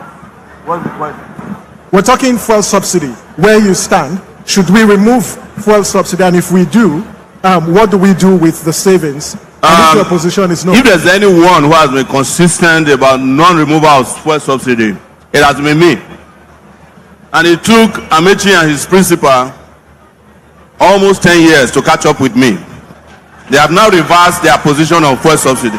The question about subsidy is, who are you subsidizing? You are subsidizing the elite. You are subsidizing the governors. The only people who are doing well since they removed subsidy are the governors of states. And when they talk about subsidy, they make it sound like they have not removed subsidy before. I was a student in 1989, they removed subsidy. In 1990, they removed subsidy. They said Nigeria will be better. We are in 2026, they are still removing subsidy. They are robbing Peter Obi to pay Bola Tinubu. That is what removal of subsidy is all about. The poor people of this country only benefit from subsidy from petrol, gasoline.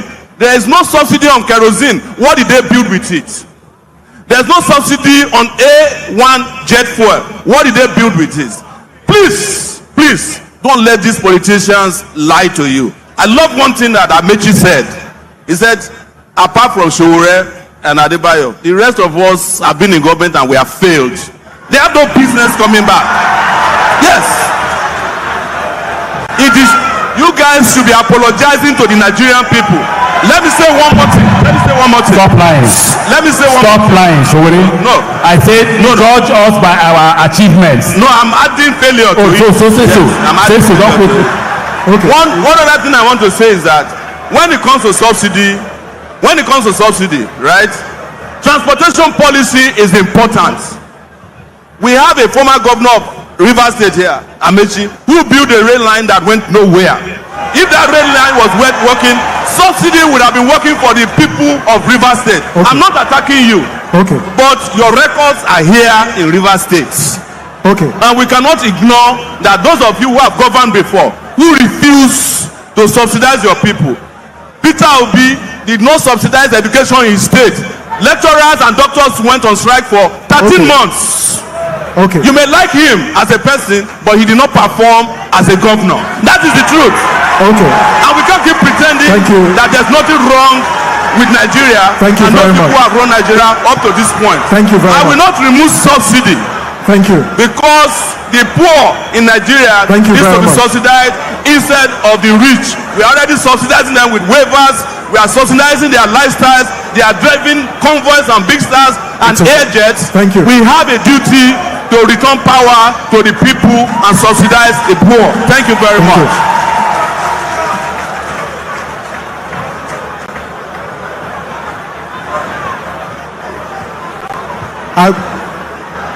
I think that we're here to have a conversation, and in this conversation I would like to implore, because yes, you have a right of reply, but we would not have a productive conversation if we do this back and forth. So please, as much as possible, let's refrain from any form of attack so we can have, a very robust discussion. Play to the gallery will not make you win the election. You will not win. Now, why Sowore will not win is not you shouting. There are no more than 24,000 lawyers who are here, and there are 93 million voters. So 24,000 should vote for Sowore and see whether he will win. That's not the issue. Let's go to what he said. Who are those from Lagos? There is Lagos Abeokuta, Lagos Ibadan Railway is working or not? In my time, it was working. I don't know what's happening under Tinubu.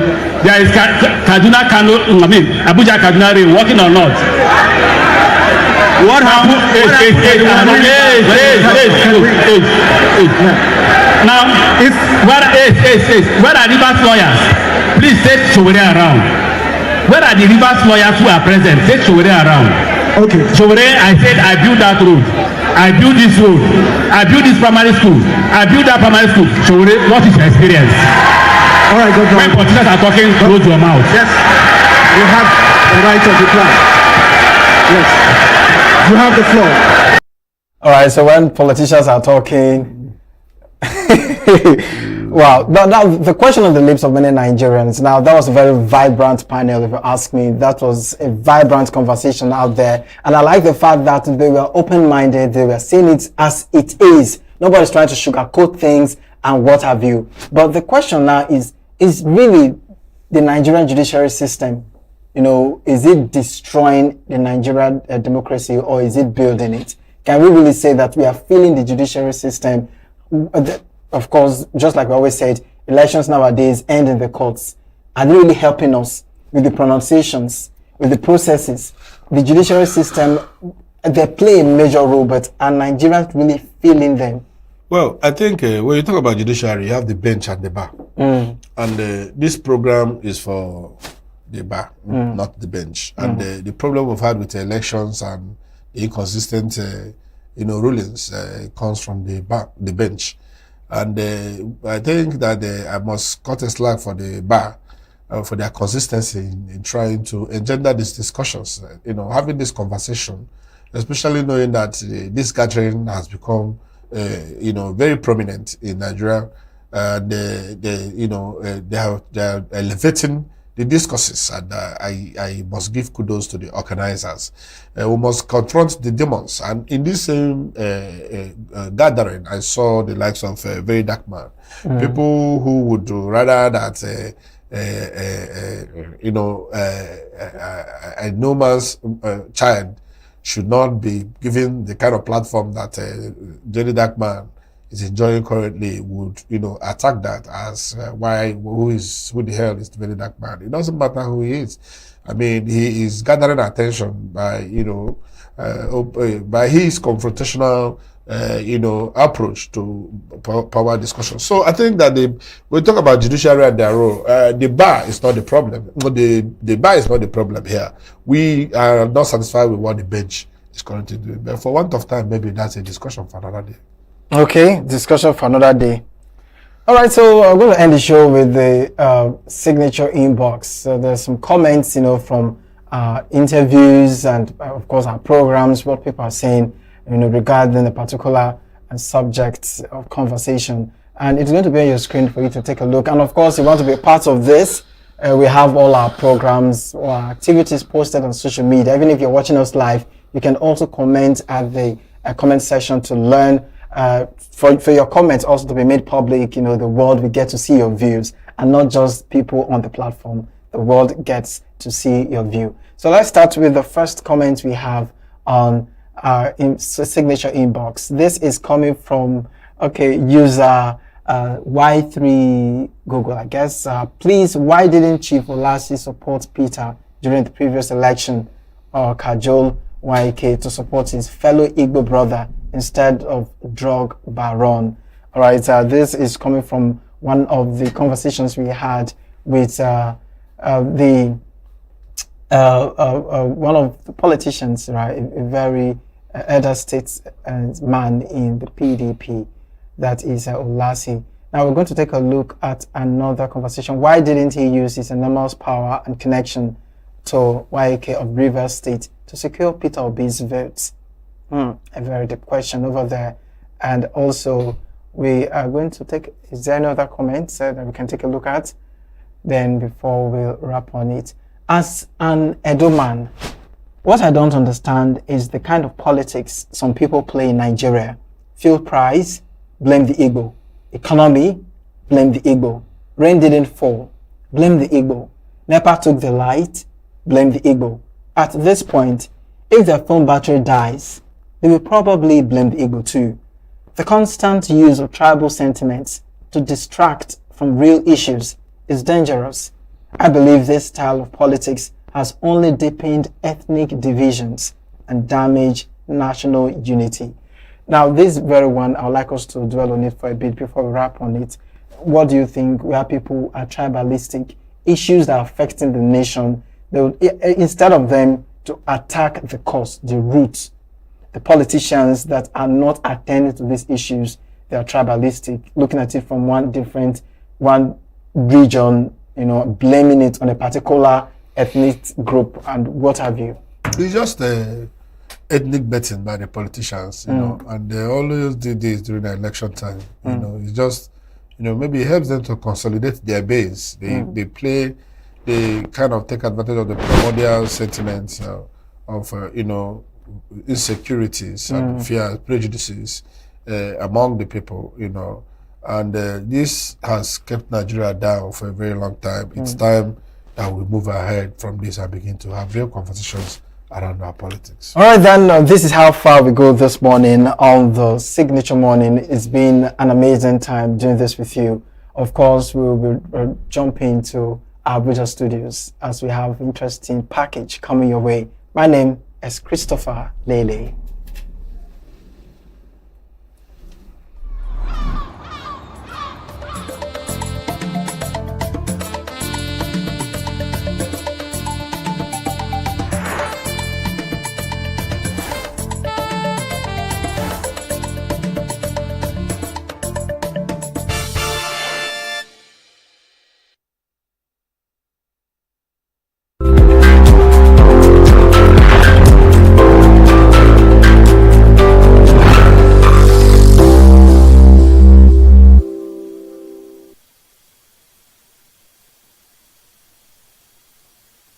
Hello and good morning. Welcome to Signature Morning from Abuja. My name is Umar Jok, and you would be wondering where I have been the past 5 weeks. Not to worry. Sometimes when you say you're under the weather, you are making things simple.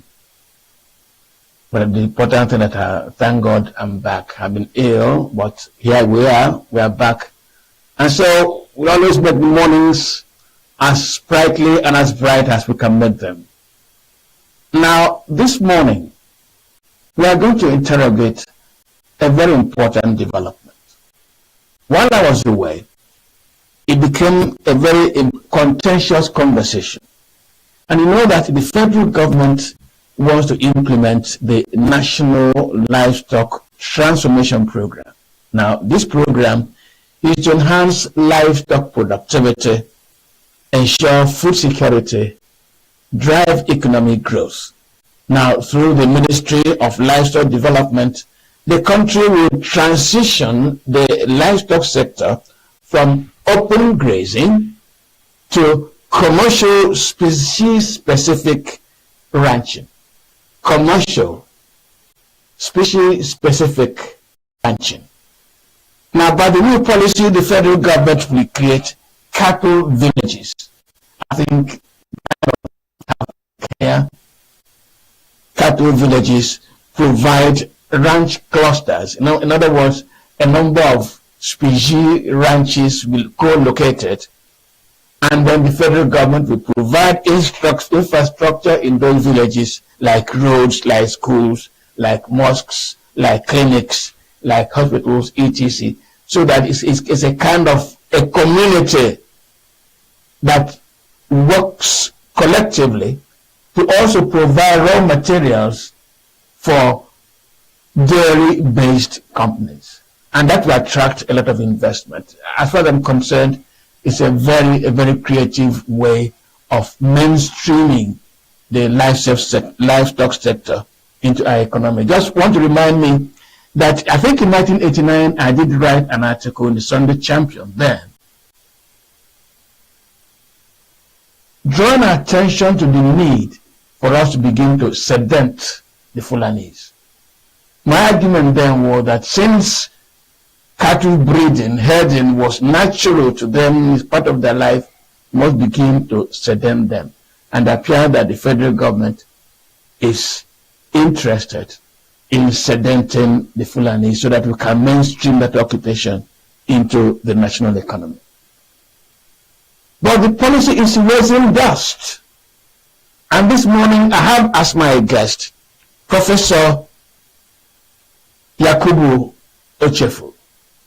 Professor Yakubu Ochefu is a professor of economic history and development, and he is the President General of the Ochetoha Kidoma, the apex socio-cultural organization of the Idoma people. Prof, you are welcome to the program. Thank you very much. It's a pleasure to be here. Prof, why I invited you this morning because I've read a number of things you've written in respect of this new policy. Mm-hmm. And I've also tried to read out this morning the intent of the government, the outcomes, expected outcomes from that.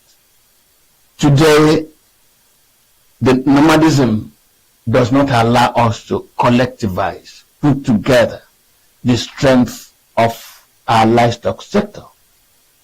Our cattle walk all around the whole place, and they're very lean, and I'm told that their meat is tough, and their milk production is very low. Yet we have them herds in millions in this country. So if a government is thinking of improving that practice, modernizing it, and making it commercial, should we not commend that government for thinking that way? We should. And all the fundamentals are very clear. The political economy of nomadic agriculture is not consistent with 21st century economic growth and development. You don't need to be an economic superstar to understand those variables.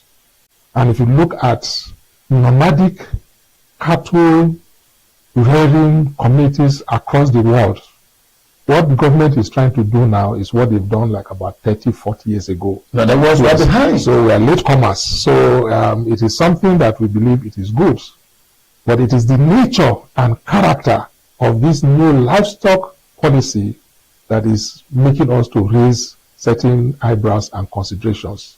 That has the Federal Ministry of Livestock critically looked at their transformation program in its holistic context before coming out with that policy announcement that was made, and taking into consideration the wider political economy variables, the macroeconomic variables, the veterinary variables, and then the entire ecosystem of what a livestock economy is before you can start talking about this transformation. And quite frankly, we believe that they have not done so. What are the sticking points? Because first, the government says it wants to transition from nomadism to ranching. Yes.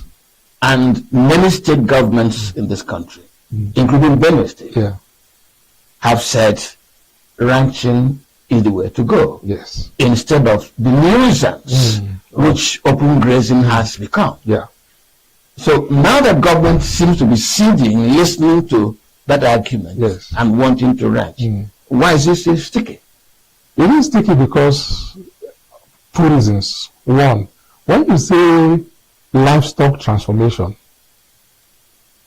and you are talking about cattle villages, it raises a misnomer.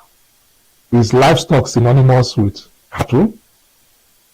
There are various forms of livestock. There is even a category called micro livestock. Is this part of the ecosystem you are developing, or you are being cattle specific? Now, if you are being cattle specific, then it raises the bigger and more fundamental question of why are you creating cattle colonies in communities, in states where they are not indigenous to the cattle, the major cattle rearing population of Nigeria. In other words, you are afraid. No, not afraid. You are pointing to demographic movement. In fact, in the paper we co-produced, we said this was a case of demographic engineering using a cattle colony as a platform. We're talking about 30,000, because that was the number that was 30,000. So per village or per settlement. Yeah, per settlement. Villages, yes. So look at those numbers critically. This is an entirely new demographic. You know, in a case like Benue, where a substantial number of our populations have been in internally displaced camps for over 20 years. And why were they displaced? They were displaced because of the activities of cattle rearing herdsmen in the first place. So there's a fundamental moral question.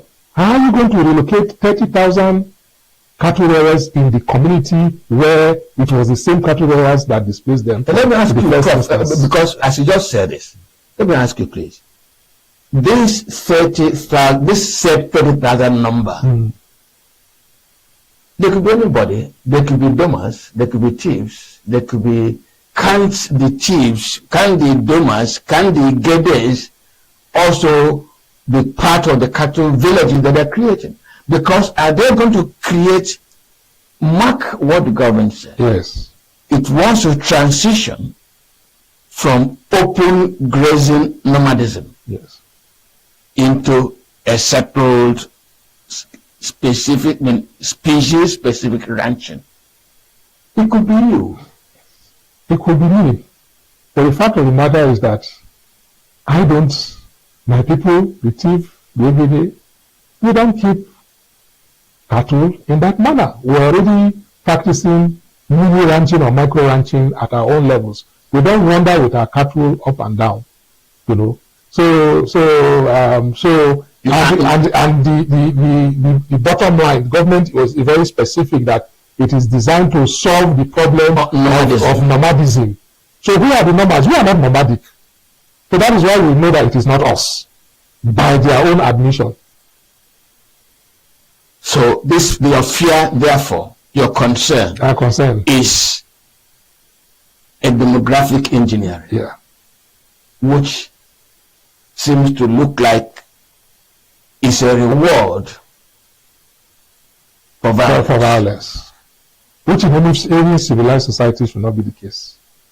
In any serious forward-looking society should not be the case. In any society where government treats everybody as equal, that should not be the case. That is the point we are making. Yeah, Prof, let us look, permit me to say, it appears that the government is being a little capricious in this matter, hitting its head against a wall that will not give way. This new concept of cattle villages is there a fundamental difference between the cattle colonies of the Buhari era or the Ruga, all of which were rejected? Is there in terms of concepts and implementation? We also said it in our presentation that this is the 5th attempt. The nomenclature has changed, but in terms of fundamentals, in terms of structure, in terms of vision, in terms of deliverable, it remains fundamentally the same. And so, like you said, why is government towing this pathway? Why is government not even allowing a very broad stakeholder perspective? Our traditional rulers were not consulted. Our governments, our legislation were not consulted. Our government, the government of Benue State came out and said that they were not consulted. And of course, at the level of the socio-cultural organizations, we were also not consulted. But the ministers did say that he consulted with the Sultan of Sokoto, and the Sultan gave a positive nod to that program. And we said, fine, if that is going to take place in Sokoto or Kebbi State, and the Sultan gave a nod to it, that is fine by us. But did he talk to us? He did not. He did not even share this. We only heard it on radio, just like on TV, just like everybody else. And so, we are saying that government has not done the needful in terms of saying, let us put this on the table and have a stakeholder buy-in. Let us examine it critically. Let us subject it to what we call the motopark tests and see whether it meets the very thing that you want to do. Because on the one hand, we are all agreeable that mode of existence is obsolete, is inconsistent with 21st century development. But on the second hand, you will probably be causing more problem by implementing it the way you have designed it, because you have not done the necessary consultation. That's the point we're making. Yeah, I've been reading some of Fulani friends, and the argument cannot very quickly be faulted. They said that Fulanis are Nigerians and they have the right to enter and settle in any part of the country. So you cannot, on account of tribe or even religion, say they cannot settle here. Doesn't it stand? Nobody has said that's a constitutional provision. Nobody has said that you don't have a right to live anywhere else in Nigeria. Nobody is saying that.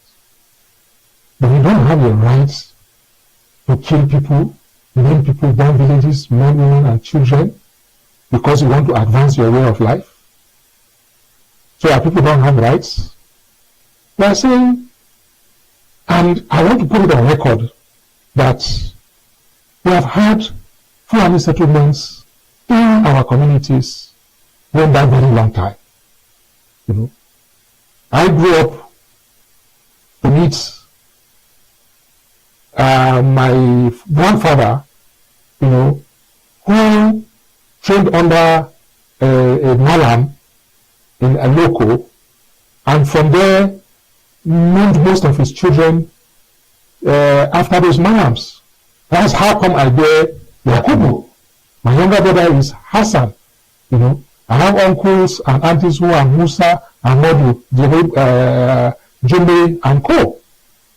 So in terms of coexistence, we have had that relationship with Fulani, with Hausa, with Tiv, with Igbo, with all other groups before. But at no time in that past historical experience that murder, arson, rape, wanton destruction of property was the order of the day for any of these groups. So what changed? It is what changed that we are saying that government must interrogate properly, if we are going to make any progress as far as this matter is concerned. What changed is that as the climatic fundamentals changed, as the population demographics changed, and 40 years ago, other parts of the world, the Brazils of this world, the Botswanas of this world, saw that this thing. They now said, okay, let us redefine how we manage our livestock or population. and went into intensive cultivation of these animals. But here we have a situation whereby in the midst of all these changes, you insist on carrying a mode of existence that is not consistent. And that has triggered into a situation whereby the great animals wander into farmlands, the farmers protest, the herders protest, and then what we have is a situation whereby killing, women and stuff like that takes place. How do you do that? I mean, how does that translate to development? You know? So the point that the Fulani are making, that they have a right to live anywhere, is correct. We agree. Everybody, not just them, everybody has a right to live anywhere in Nigeria. You know, but it cannot be at the expense of your host community. How is the federal government going to acquire this land? Because I've also read materials that have drawn attention to a kind of contradiction, that by the Constitution and the Land Use Act, authority over land is domiciled with the government. And the governors have not given their consent for land to be so taken for 30,000 and cattle villages. How can the federal government, by fiat, undermine the Constitution? Isn't there a way out by which the state governments, the federal government, the other stakeholders can resolve this constitutional matter?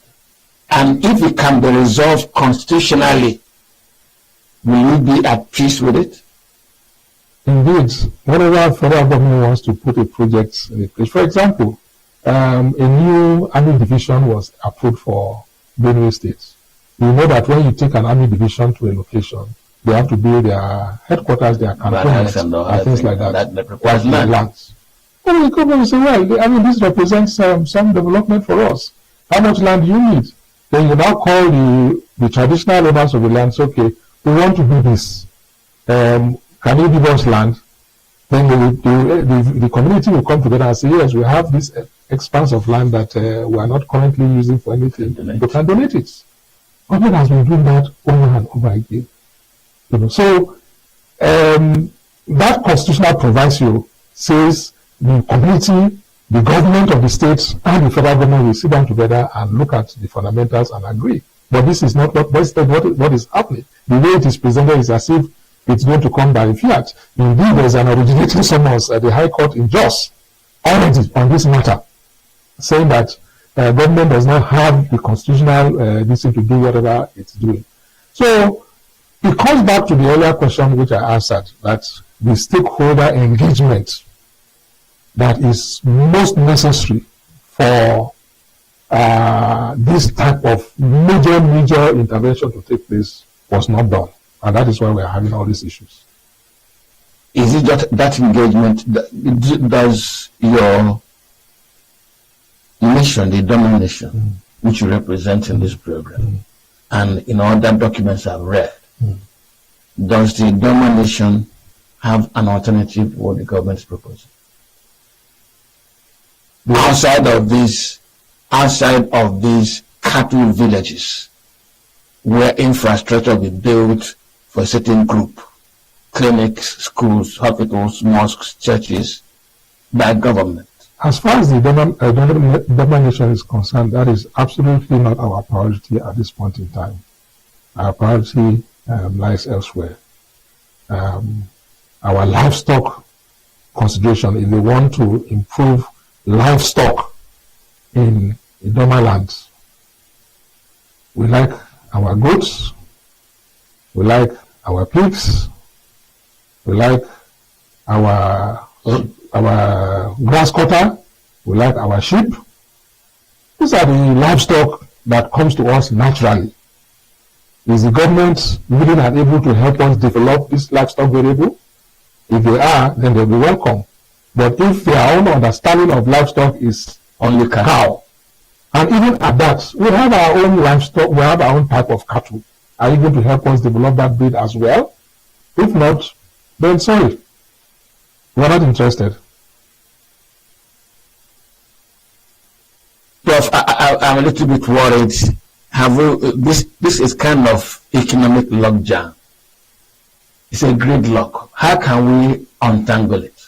You see, I'm happy with the line of interrogation.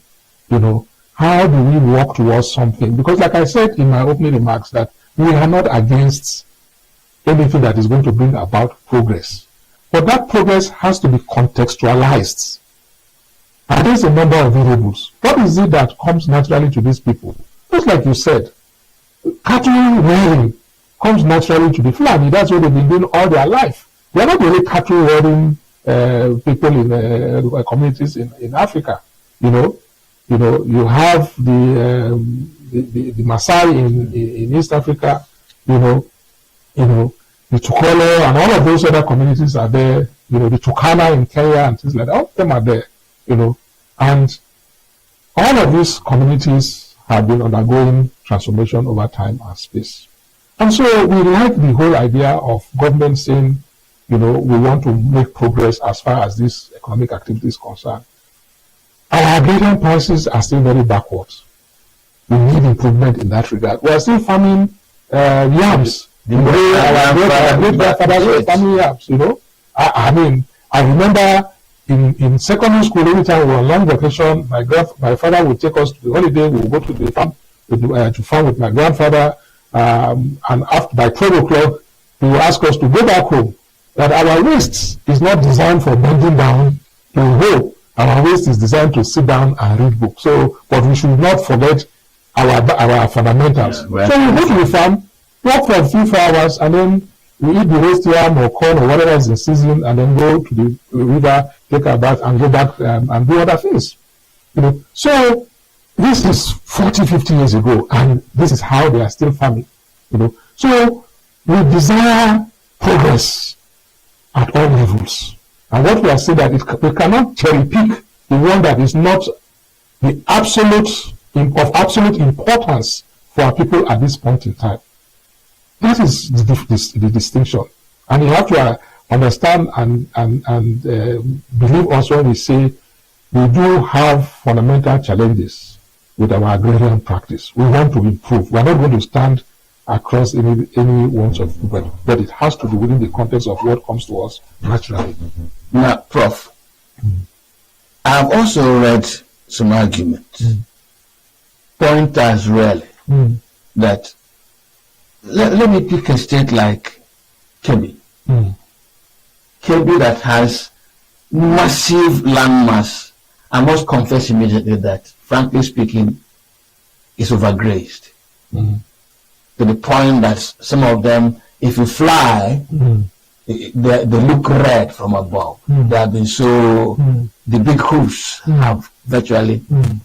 But also before this program, I did draw attention to one of the biggest engineering miracles in the world, the Hoover Dam. The Hoover Dam in the United States, located in a most desiccated part, arid part of the United States. That dam has transformed that part of the United States into highly productive, because water is made available now all year round. Now, so I read this material that if we were fly Kebbi State, there is massive landmass, and there are rivers that roar during the rain, full of water, roaring to kill people. When the dry season comes, you can just walk across. The amount of money the Nigerian government is investing, because this conversation this morning seems to be forcing a program down the throats of certain communities in Nigeria. If that amount of money is invested in providing that critical element, water, to Kebbi State, And Kebbi State is preponderantly Fulani. So, cattle rearing seems to be in his home in Kebbi State. But, as you observed, climatic changes, overgrazing, driving people southwards. Instead of the government moving from grazing reserves to cattle colonies to Uruga, to whichever one, and now to cattle villages, all of which in every instance had created a rumpus. Do you think economic history? Prof, you should be talking to me. What is it worth considering?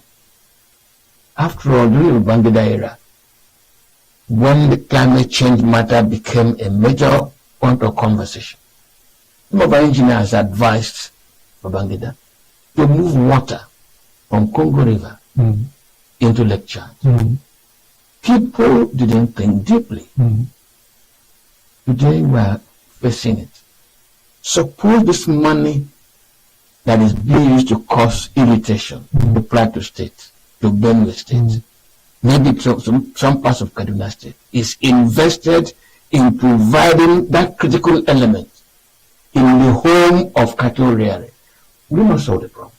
You see, that is why some commentators argue that this is beyond livestock transformation. This is an agenda, a political agenda to model up certain fundamental dynamics of Nigeria. And the statistical data is there. Borno, Niger, Borno, and Taraba are 1, 2, 3 as far as landmass is concerned. Very correct. Niger State alone has more space than the whole of Southeast geopolitical zone put together. Very correct.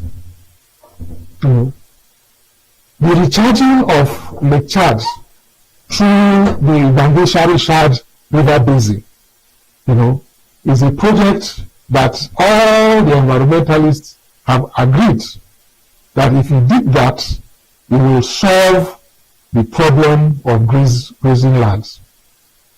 Beyond that, the immediate past governor of Kano State has said in the Hadija-Jamari River Basin that there is enough land, irrigated land, that can produce water and grass all the year round to take all the cattle in Nigeria. Come and use it. So all these examples are there.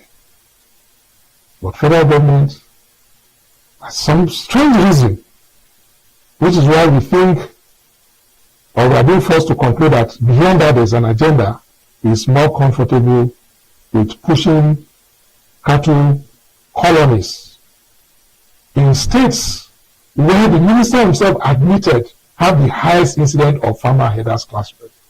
So it defines the logic, of sincerity of purpose as far as this policy implementation is concerned.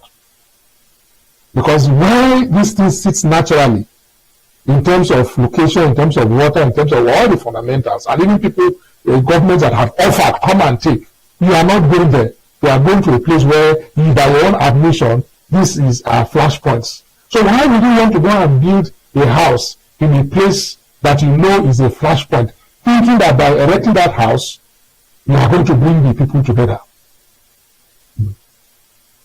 Land on which the owners of the people are in IDP camps, you now want to put colonies there, so that they can sit face to face with the people who they believe, who they know have killed their kith and kin in the past 20, 30 years. There is some fundamental, some logic that is not very clear to us. And we need government to come and say, let us put all the cards on the table and let us reason, think through this and see whether there are alternatives. And there are alternatives which, if they consult rightly, you will get those alternatives. We talk about the particular breed because livestock development also has to do with breeds. And everybody knows that the breed that is currently in Nigeria, that the Fulanis developed, has a very low meat to bone ratio. The milk ratio is also not there at all, you know. So there has to be a complete overhaul of even the breed that is being used, you know, to be able to deliver some of those things. These conversations, they are not having it. Now, of course, we are saying that livestock cannot be translated directly to mean cattle. You know, we are not a cattle-eating people. We use cattle, we use cows for ceremonies. We don't eat cow meat. We use it for ceremonies. When your father dies, you give a cow and things like that. Most of our communities are talking. So the food that we put on our table and cuisine are things that the government is not even talking about. So how do they want us to support that policy? Prof, I'm looking at my time. We're just halfway through. Okay. And well, I'm sure that if you're following out this morning, you'll discover that I just want Prof to be able to be educating us so that we can know what are the contentious issues and what we need to do to be able to address them. Because at the end of this conversation, what we want to get is result. Let us look for a solution. Before I come to that second part, I take a short break now. I will return. We'll look at alternatives to what this government is saying. Beyond stakeholder consultation, beyond looking at the law, still contradictions in the law. I'm going to raise that when we come back. What other alternatives does this government have to be able to improve livestock? I am for improving livestock, frankly speaking. At this age, I don't eat beef. I think for the young one that eat beef, just need to improve the quality. That is when we come back. Please stay with us.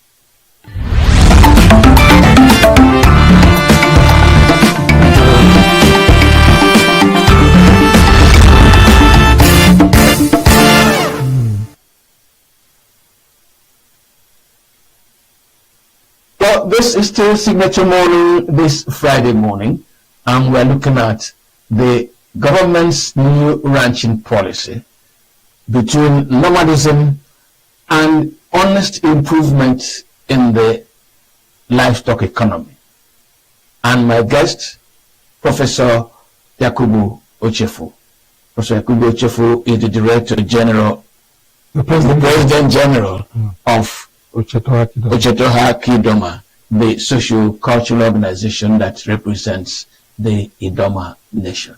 Prof, thank you. Let us look at the laws. Yes. The Benue State government has a law that prohibits open grazing, prefers ranching. Open grazing has been a source of conflict, taking lives in Benue State. So it is purely understandable that the government would want to address that issue squarely. Secondly, the government says that Benue State is essentially agrarian, and big hoofs do not go together with an agrarian economy. That is also understandable. For this new policy to have meaning, beyond the stakeholder conversation which you've recommended, how do we manage the matter of the law? Because there's an existing law. But that law seems also to favor ranching. How can we integrate the new national policy to fit into the Benue law? Is it possible? You know, it comes back again to what we have discussed earlier, that when you engage widely, you will be able to reach some forms of accommodation. Because you will legal consent. Yes. You know, as far back as 1980, the government of Benue State, under the leadership of late Apeaku, established the Ikyogen cattle ranch. If you go to Ikyogen in Kwani local government, it is, it's like you're in Mambila Plateau, And he was forward looking. What federal government is thinking now, he thought it in 1980. But unfortunately, when he left and subsisting governments did not build on that vision, if they had done so, virtually all the cattle in Benue states or around Benue states have had home. There have not been no need for this law we're talking about, So when you cherry pick, policies and your intentions are not clear, you have a situation whereby you have a state that is saying, we don't want cows moving all over the whole place in our state, let them be in ranching. We have a historical president of the government of that state already having a location for all those. In other words, it's practicable. So is government saying, okay, there is money, this colony that we want to bring, can we give it to Benue State government, develop the facilities, upgrade the facilities in the cattle ranch, and then we move all our livestock to that place? Is that going to happen? It can happen, but unfortunately, the nexus between cattle and Fulani has been so badly presented that the average Fulani cattle herder is now seen in bad lights. Yeah, but we're not in the business of stigmatizing and any group. We're not in the business of linking criminality with ethnic groups. But the reality of the situation we must say, in our states as we speak, if you see which dies in the night, yes, if you see a Fulani man, your thought goes that way, which is very unfortunate. Which should never have happened. But government has sat down quite quietly and allowed this to have happened. State governments have gone and promulgated laws to prevent people from moving up and down in order to tackle a problem. And you are not even seeing the opportunity, that this law presents. You are still now wanting to compound it by going an alternative route. It doesn't really add up. Prof, there's a question about reserve for later this program, but this presentation you've made will force me to ask it now. Yes. Is the situation hopeless? There's no, that is the beauty about us humans. In every hopeless situation, we find a way out. That is why our species has survived up until now. So, and then of course, as an unrepentant optimist, I always tell you that there's no situation that is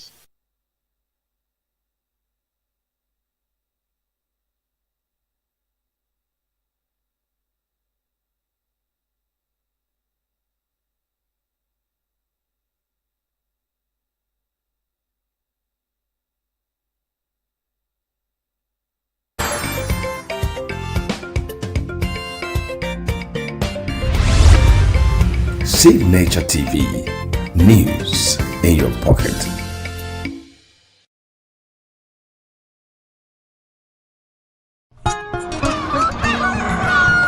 New every morning on Signaturetv, we open the day for you with needed energy, information, and required vibes to shape your day. From sizzling snippets of stories in various areas of life to intriguing conversations with net worth guests. When you have people who have no track record becoming your leaders, you have a problem.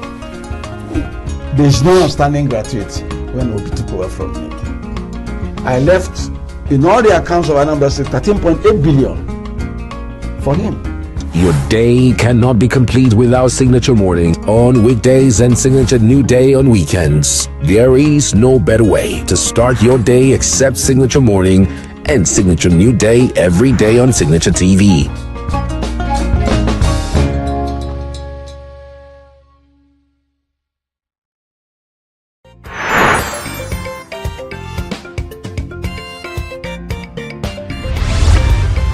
Signature TV. News in your pocket.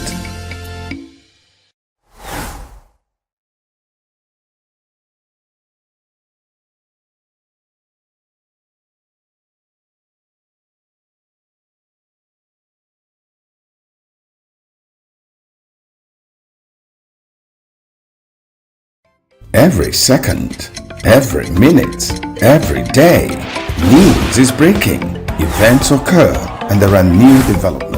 At Signature TV, we follow these stories objectively, bringing all sides without bias, explaining the complex issues, breaking down the numbers, and investigating the issues behind the news. Anywhere and everywhere, near or far, wherever the news is, we will be there. Signature TV. News in your pocket.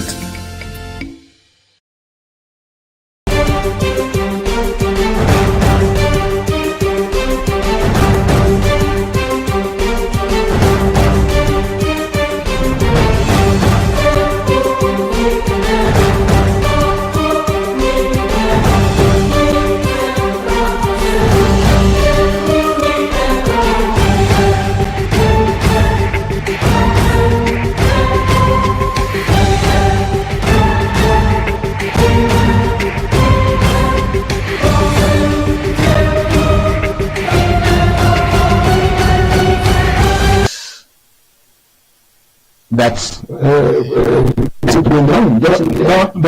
please don't go there. Please don't go there. If you go there, we are going to start saying things that we shouldn't say. Right now, government is investigating fake agencies right under their nose. No. No. We're not talking about fake agencies. So don't go there. No, I'm not talking about. I know, that's why I say you shouldn't go there. That's why should government lies. So that's why I say don't go there at all. You know. Okay. Now, please, you are the President General of Ochetoha Kidoma. Yes. This your position. Is it shared by the other ethnic groups in Benue State? Yes, it is.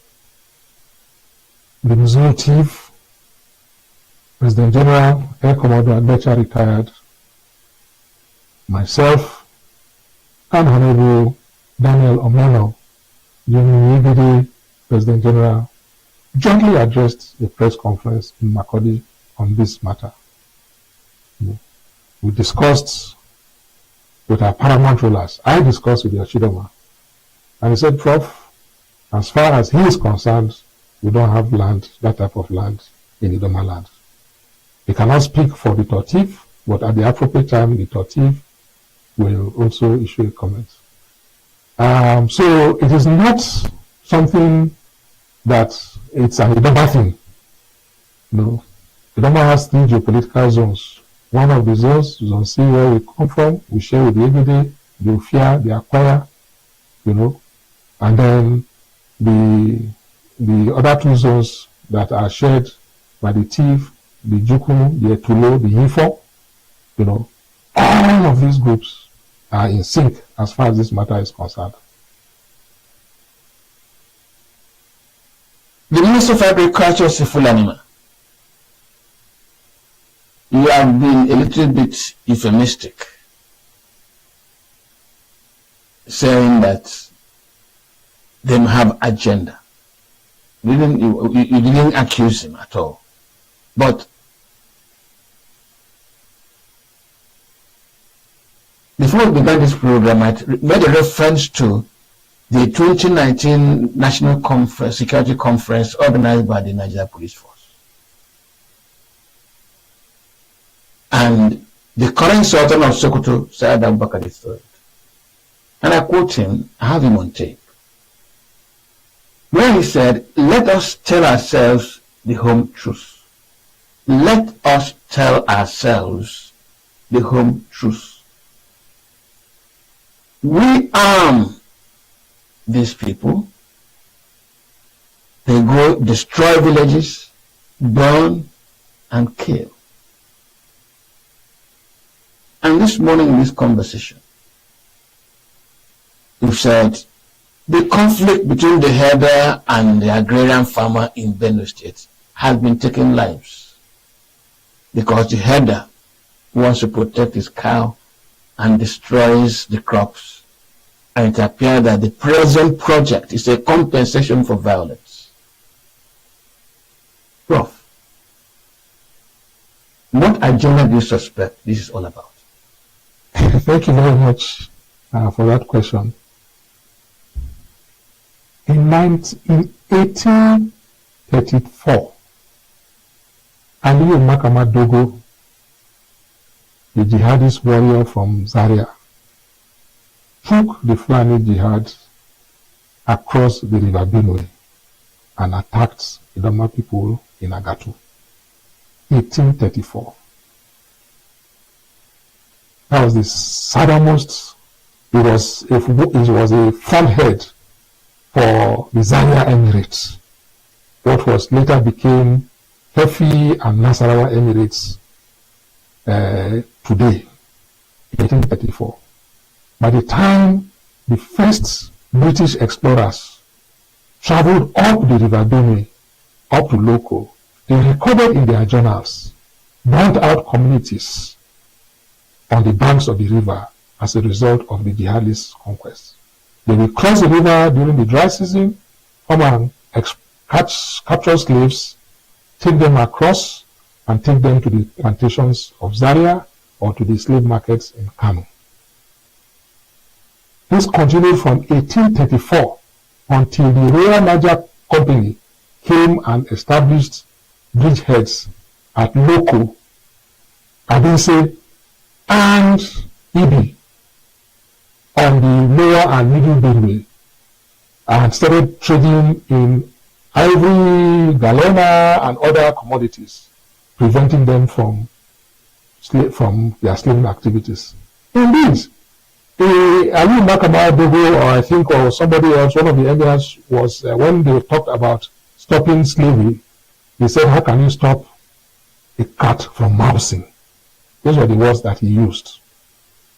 Until the might of the British Empire now forced that practice to stop. So our people have been defending themselves from that time, after the British establishment, and up until now.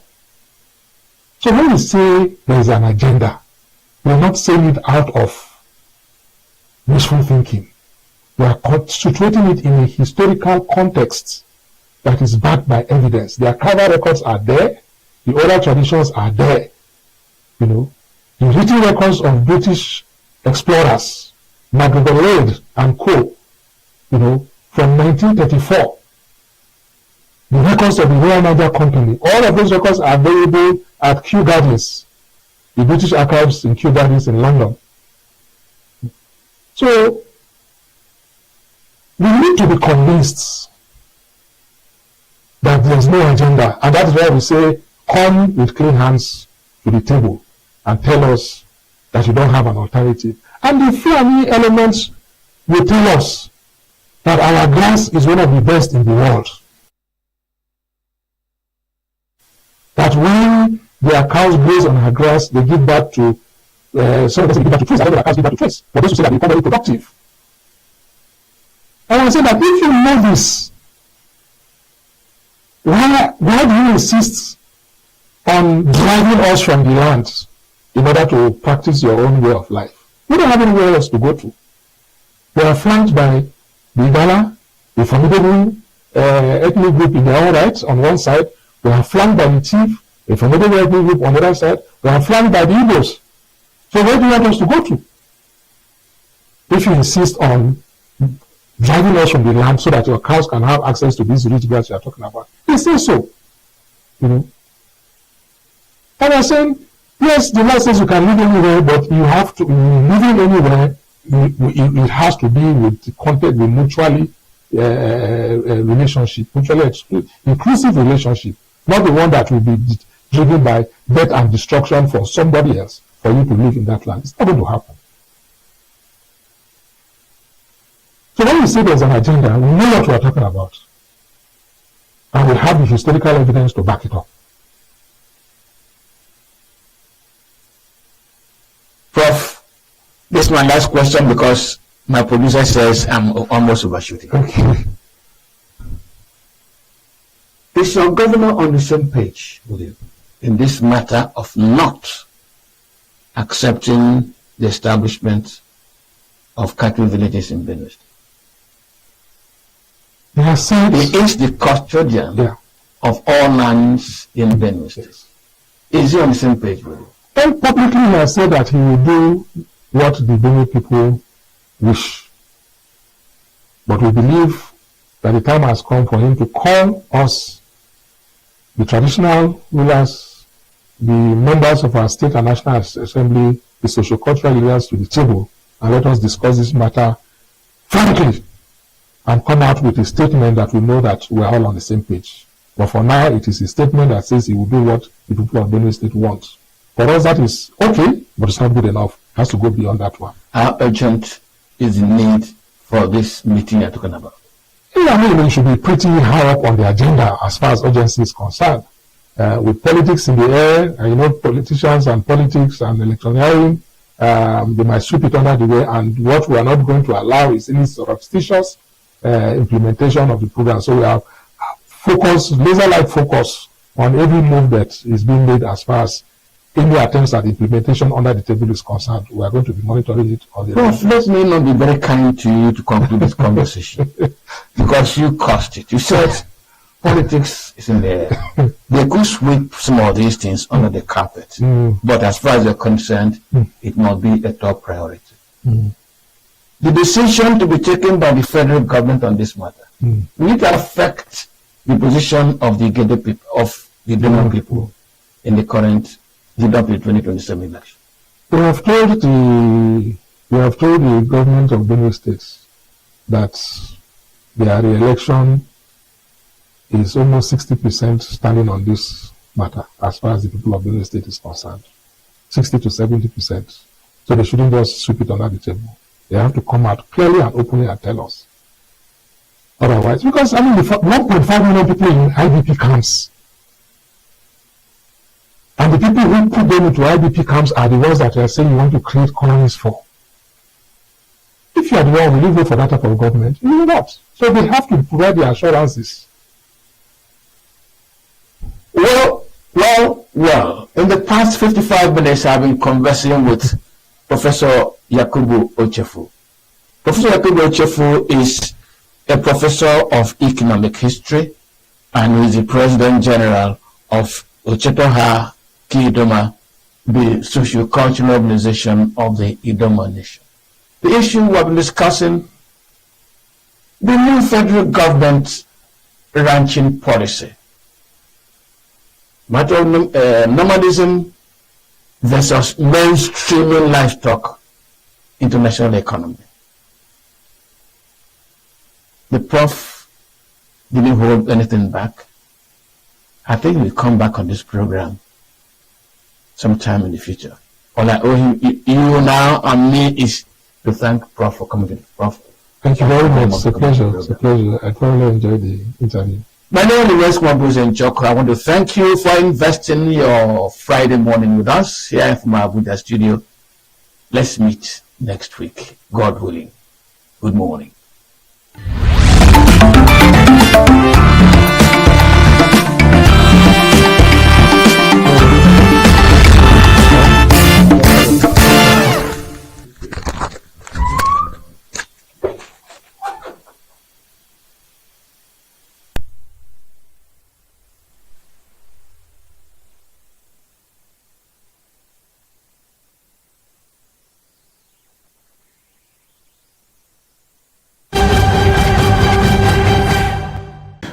Let's go to something in the last couple of months that you're championing, you've had to call out actors and actresses about infidelity in marriage, jumping from one marriage to the other. You've also talked about morality. You've also talked about abuse in the industry.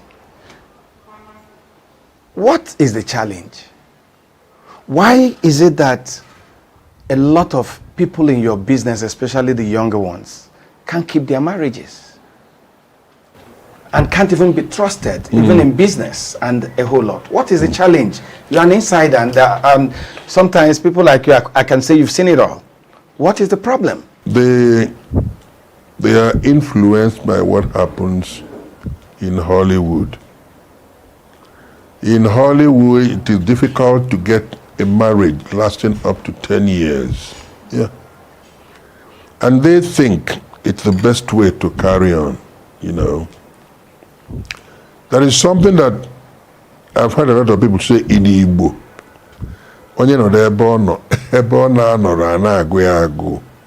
That is exactly what happens to the people in Nollywood. Like you're here, yes, but you want to be there. You want to be there, you know. That stupid obsession with bilocation. You know, I believe that there is nothing you want from any other woman that your wife does not have. Even all the excitement you get from rushing into a woman comes from you, not from the woman.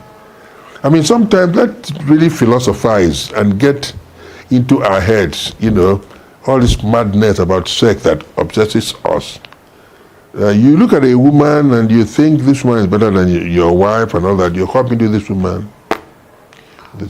She's not better. She's not better. But you see, most of our women, our girls in Nollywood, allow themselves to be obsessed by what they read of actresses in Hollywood. So is it a man issue, a women issue? I will say, yes, I will say both, but the women much more. Yeah. You see, most of our women want to get married and want to still stay single. That is the problem. How do you do that? Yeah, that's right. Yeah, Vin, that is the problem. You are married. There's a girl somewhere who is single and she's doing so and so thing. You want to do the same? You want to do the same thing while you're still under your... No, it does not work that way. It doesn't work. And then the men too want to be married and want to remain single. The men are married. They think they can get excitement outside. This is why it's both ways. But you see, I had to speak on International Women's Day, and I said something. It is only a woman who converts a house into a home. Yes. A house remains a house until a woman moves into that house, right? It becomes a home. And I said another thing. The power of a woman is in her tongue. If your wife does not drive you to madness, no other person can. But if you are able to contain whatever poison your woman spews from her mouth, you can run a country comfortably. Once upon a time, there was a guy called Sonny Liston, who was the world heavyweight champion. He was addressing a press conference. His wife was in a car waiting for him. After some time, she thought he had spent so much time. She walked into that press conference and slapped him, berated him, while he'd been waiting her time, blah, blah, blah, blah, and she walked out and went back to the car. And the man said, all right. To conclude, she's the only person in the world who can do that. And he left. He did not go to retaliate, but he will kill her if he retaliates. But she has slapped him. I mean, women are the only people in a position to behave like that. You will be a mad person if you go to retaliate. We were having a press conference once at the government house here with Upabi Asika. I don't know what annoyed his wife. And she came out with an axe. And she was mowing down the Rolls Royce that was there in front of us. Yeah. And he went to Upabi and said, well, for those of you who are married, I mean, this is new, this is not new. We said yes. And we continued with our yeah, we did. Amadi Ikweche, I don't know whether he's still alive or dead now. He was formerly... Former governor. Yeah, we were all in Zaria. Amadi was a very good footballer now. You know how spotless he could be when he puts on his naval uniform. Good. The wife poured over on him with... God. So when he was he looked. He said, I'm coming. He went and took it off. I mean, the woman will do anything in the world to provoke you. If you strike her, you could kill her. But you see, you employ philosophy. I think it was Socrates who was talking to a lot of people. The wife was waiting for him. The wife had eaten, he hadn't eaten. And the wife said, look, come and eat. It was there, you know, and I thought I'd eat, you know. The wife was so angry. After shouting on him, she went inside, collected the water with which they had washed their hands and poured on him in front of all those pupils. Nobody told them, it's a gentleman. After thunder comes rain, and they continued. Yeah, I mean, the woman had blown all the thunder, then she capped it with the rain, and that was it, you know. So, it's both ways. Yeah. You see, most of these youngsters are really not, they're not prepared for the challenges of marriage, you know. So when those challenges come, you know, they can't cope with them. They can't. You know, a lot of people, forgive me, but I have to ask you. A lot of people, I mean, you think the way you think, and then you, your son, is in all this, getting married today, not getting married. What do you tell him? I don't want to comment on it because the case is in court. Yeah, I don't. If the case were not in court, we would have discussed it. But it is in court. I mean, he's my son. So it's not a safe area. It's sub judice. It's in court. So let's leave it. Okay. So just about a week ago from today that we're having this interview, you were 77. And you were celebrated. When you look back from those years in Kaduna where you grew up and all that, don't tell me you're an interested party. How would do you think Peter Duce has done well? Well, if we take a good look at this house, I don't think it's a poor effort. That's my house. And to build this house, I never borrowed a kobo from anybody. Not from the bank, not from my friends, not a pin. Every kobo that went into this house was earned. And I feel happy about it, right? It is well furnished. If you sit down in my parlor and I put on the 2 air conditioners there, you will sleep off. So I thank my God that at my age, I have a roof over my head, which is mine. I have children who look after me. It's a very big car. If I take off this and you will see the car I'm talking about. The Christmas gift from my son. One of them. So I don't think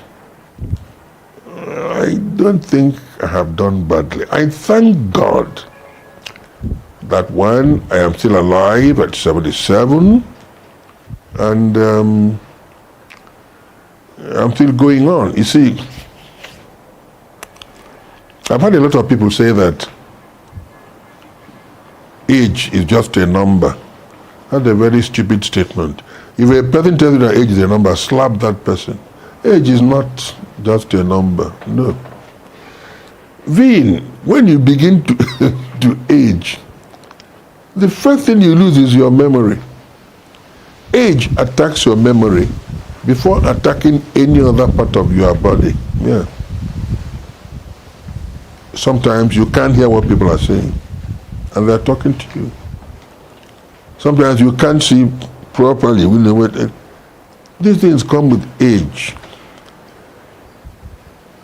Every young man at a stage in his or her life must suffer something that is got to do with the prostate. I've moved out because of that and back. I have gone to India. There are many other people in the industry who are suffering the same. There are people in the industry who've lost their memory entirely. So if somebody tells you that age is a number, that's a very flippant, silly, stupid talk. It's not. But we all pray to age.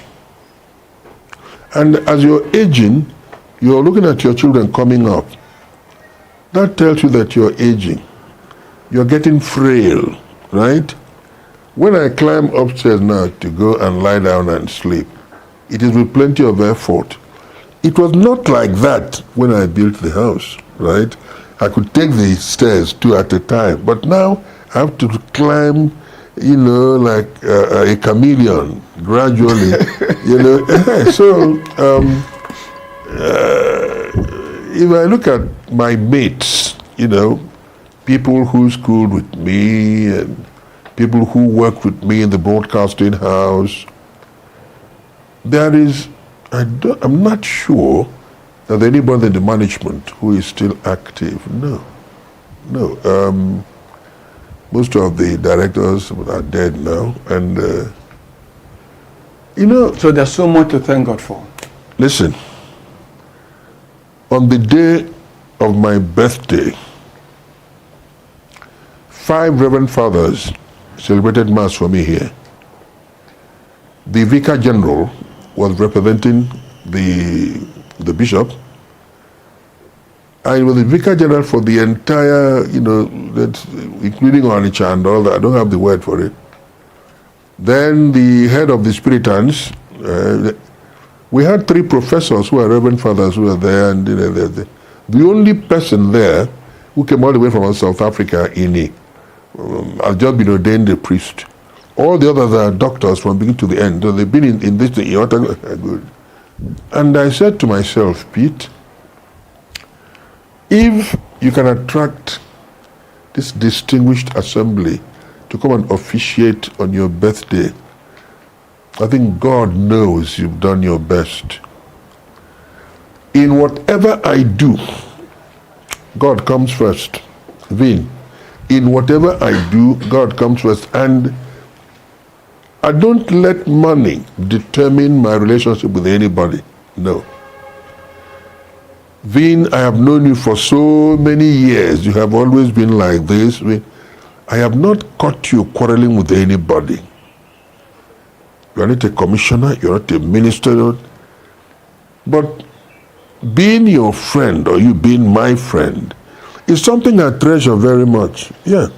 I have shot so many films in your house. Anytime we come to the place, your wife gives us all the attention, and all that. The children come around me, have photographs. That is the kind of thing that gives me a lot of joy. It is not knowing governors and knowing governors. All these things are transient. That's not what I value.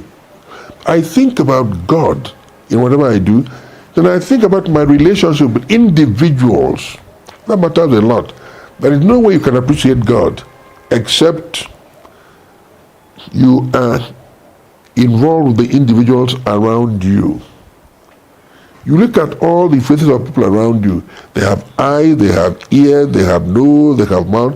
No 2 people look the same. That makes you appreciate God, right? Good.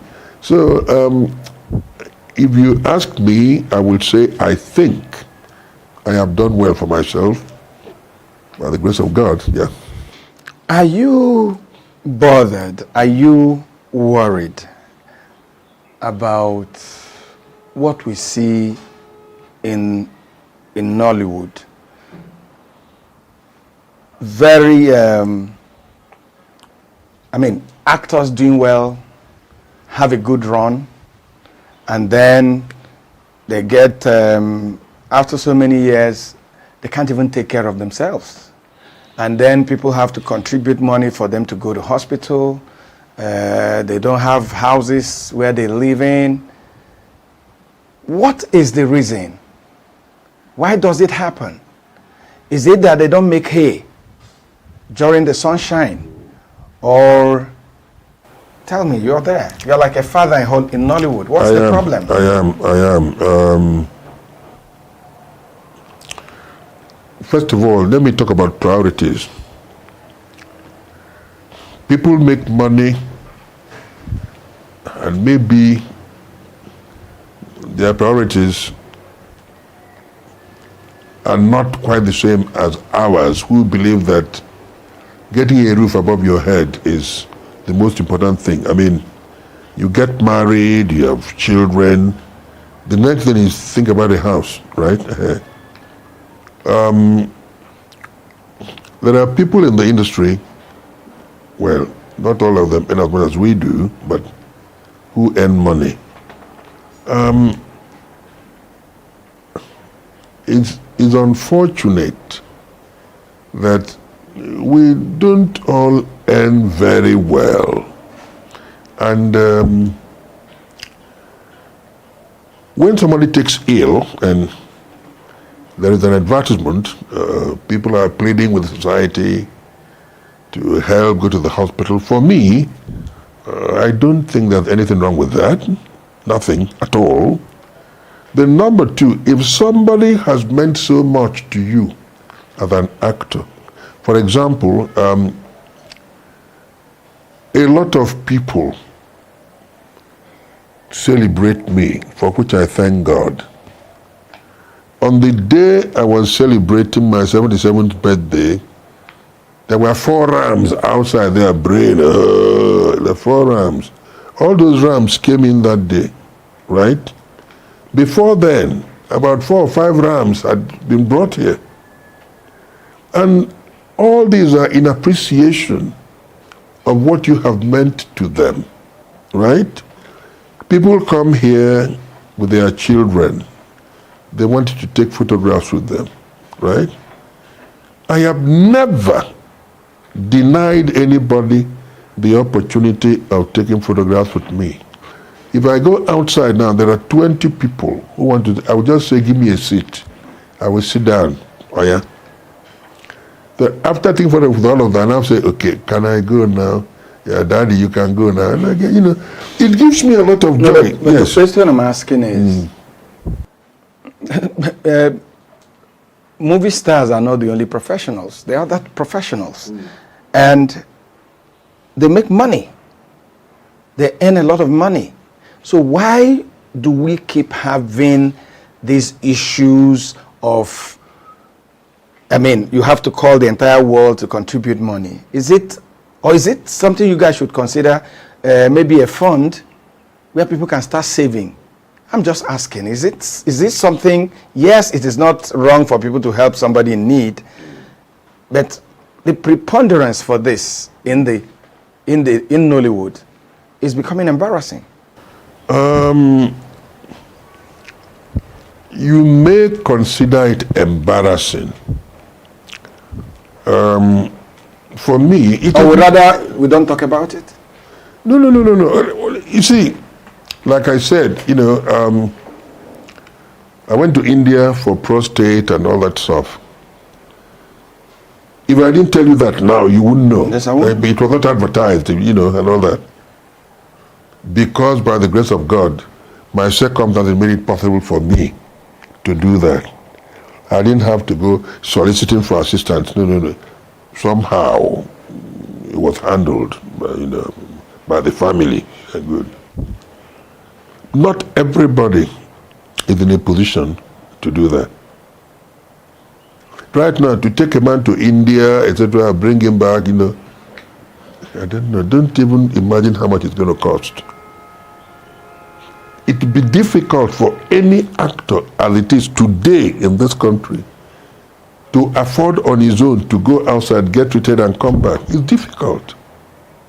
And if the doctor says this is the only place you have to go, appealing to the public, there's absolutely nothing wrong with that. Okay. There are a lot of people who have money who would want to see you.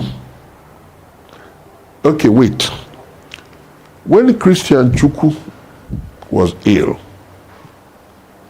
Otedola brought $50,000. I think the government also brought some money. It was Otedola's intervention that made it possible for Christian to go abroad for treatment. I love him for that. I wish I would meet him one day, and I'm going to shake hands with him, right? Okay. The man who owns Peace, mass transit and all that. This man, when xenophobia was about engulfing the entire Nigerians who were there in South Africa, he went there and collected Nigerians back home, free of charge. Oh, the man that owns Airpeace. Yeah. He brought them back. That's what I call being a Nigerian. Nobody asked him to, but he thought he owed himself that duty. He found himself in a position to do that. There are so many Nigerians who have buildings, who have private jets, who have a lot of money. And I'll tell you something, if you get up tomorrow and say, this man is ill, I am going to sponsor his treatment, you're a hero. Like the first person who said he was coming to Ibu's aid, his father was formerly a very big name in Kwara, you know. Is it Saraki? Saraki. Then others came, right? Good. I mean, if tomorrow it is said that Pirotie is ill, first of all, I come back to the word embarrassment. My family will be embarrassed if my picture is put out with me, helpless, on a hospital bed. I don't think I would like it, right? But if there's any way of soliciting assistance without sort of embarrassment, I think there's nothing wrong with that. Okay. Because we're almost ending our conversation. No problem at all, yeah. I'm enjoying our conversation. One thing I've heard people say is that you're a good family man. And even in Nollywood, you know, you've also proven that you can be a big star and still have a good home. Yeah, why? Tell me the secret of your success in the family, and then the wonderful relationship you have with your wife. I joined broadcasting with my wife the same year, the same month. She's a very brilliant woman. She went out, she read law, and came back to the family. We've been together for 55 years, my wife and I, and nobody has ever come to say, Pete, please stop beating this woman, because I never saw my father beat my mother. And all my sons, none of them had ever raised his hand against his wife, not even you. Yeah, I can tell you that with authority. My wife understands me, and I understand her. By the grace of God, I can provide for all her needs, and I thank God for that. You know, again, what makes a success in any family is the ability of the man to pick up the bills. I have never asked my wife how much she earns as a lawyer, how much she was given as a gratuity. No. I don't have any need for all that. No.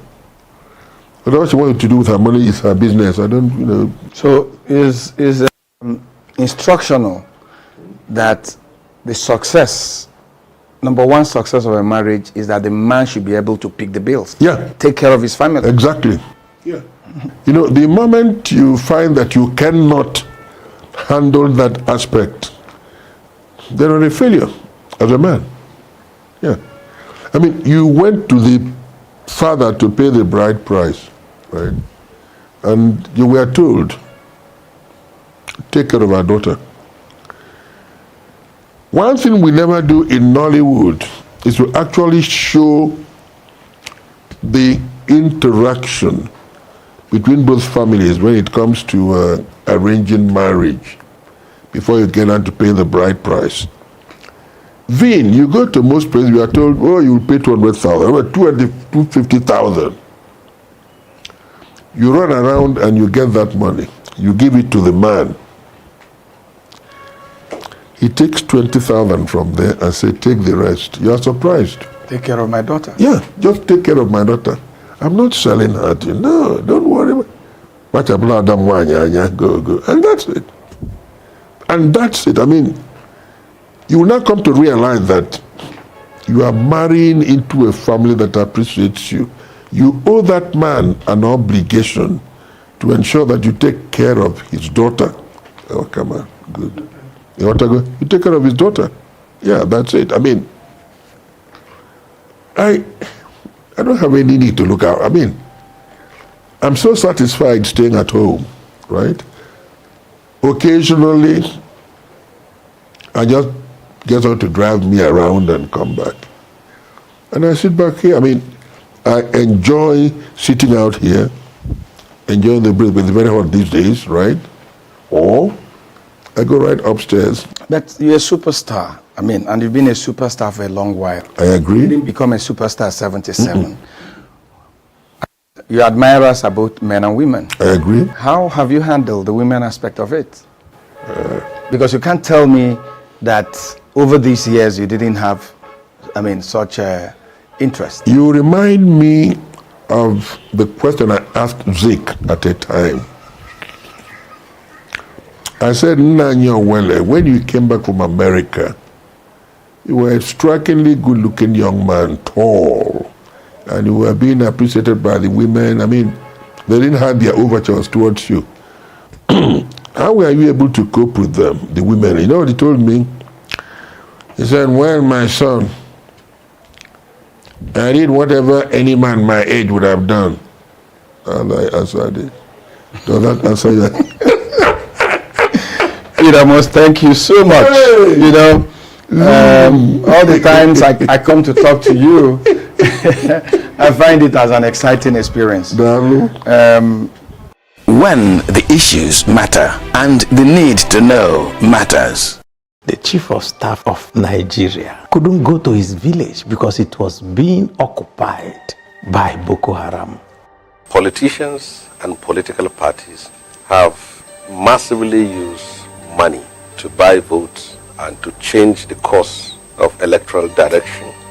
You will also remember the very APC itself set up a Rufai committee recommending restructuring doesn't mean anything. Go back to federalism.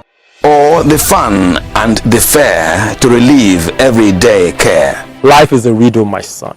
The land bled when Uvurawe was put in shackles. Heaven wept when Saruwiwa was laid to rest.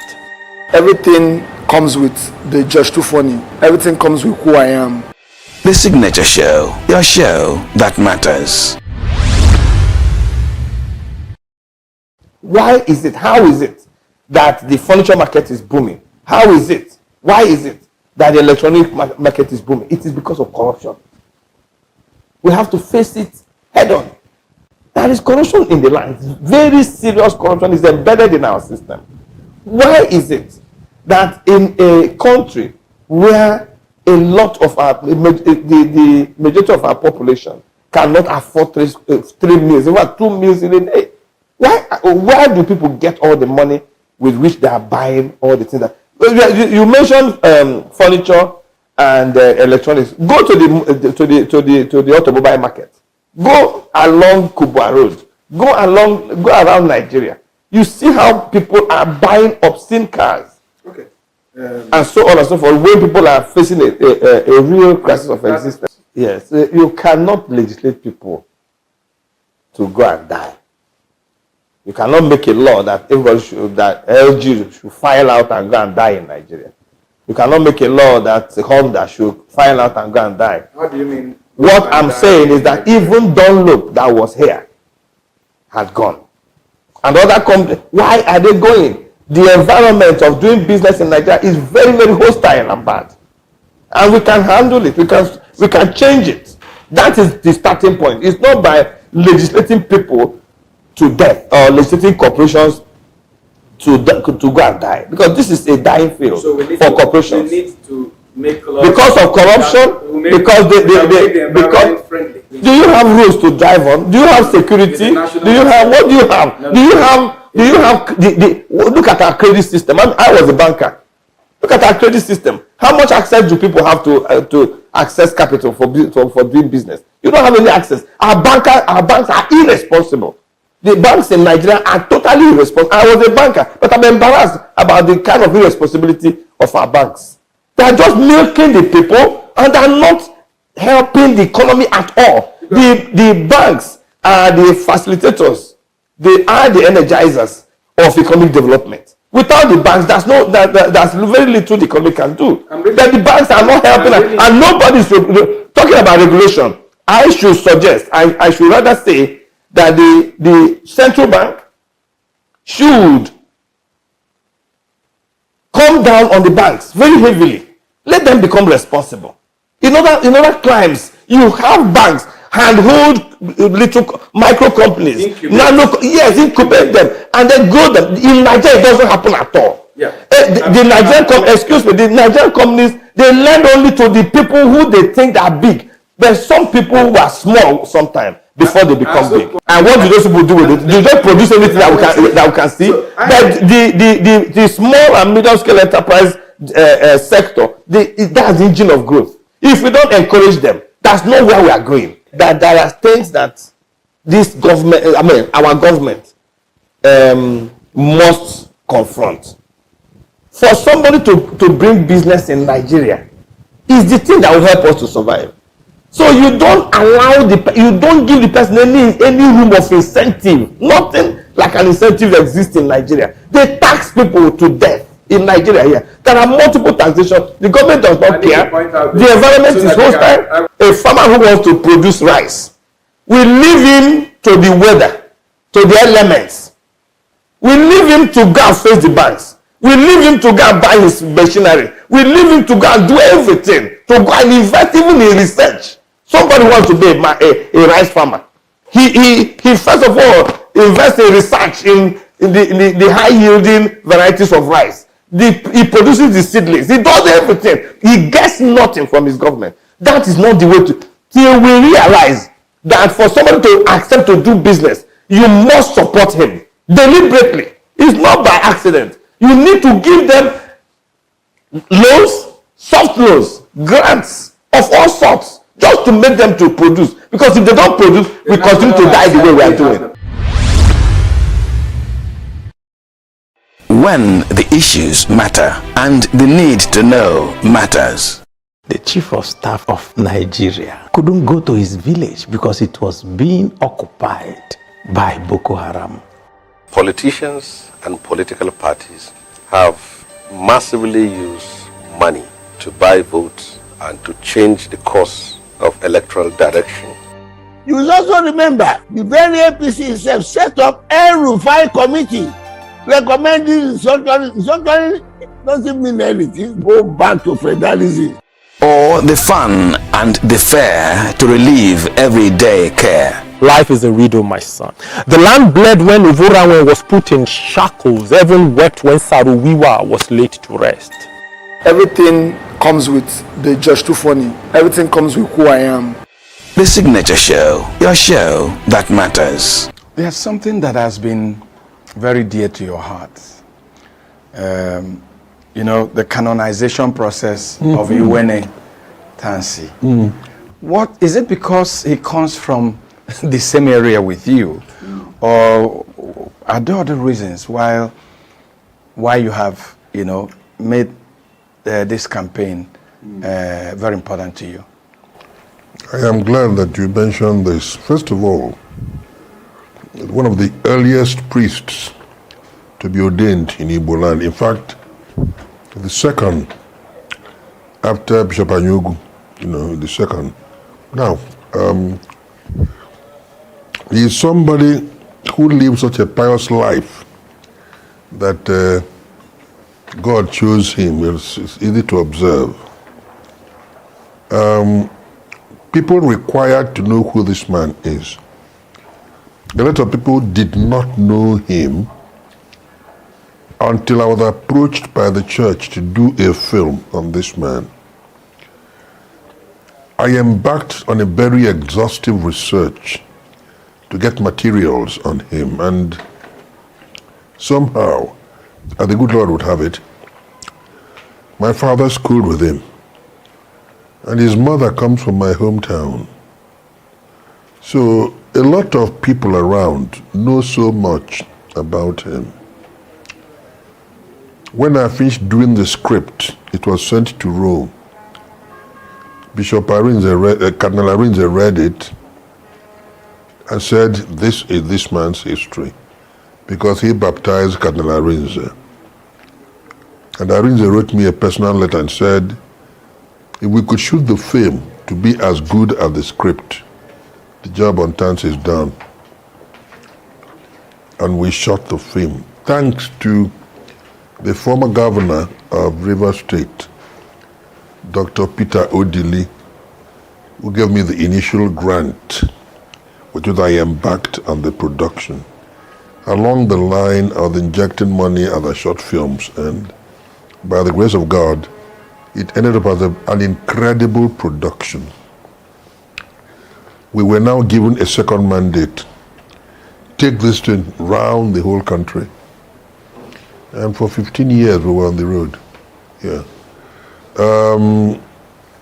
The fervor, the enthusiasm, the anxiety for his canonization, all these are beginning to die down now because of poor follow-up on the part of the Reverend Fathers. Yeah. If you let people know that the struggle for his canonization is still on, then the worship will still continue. The prayers will continue. Except in parishes that are named after him now, I don't see any of these things around. And I think it's particularly painful because if you don't keep praying in this man's name, you may not get the only miracle that is required now for his canonization. We've gone through all the different stages, veneration and all, venerable, etc. We just require one more miracle to make him a saint. He's in heaven already. I mean, that's incontestable. But to make him a saint, But we know that by the grace of God, we'll get it. We'll get it,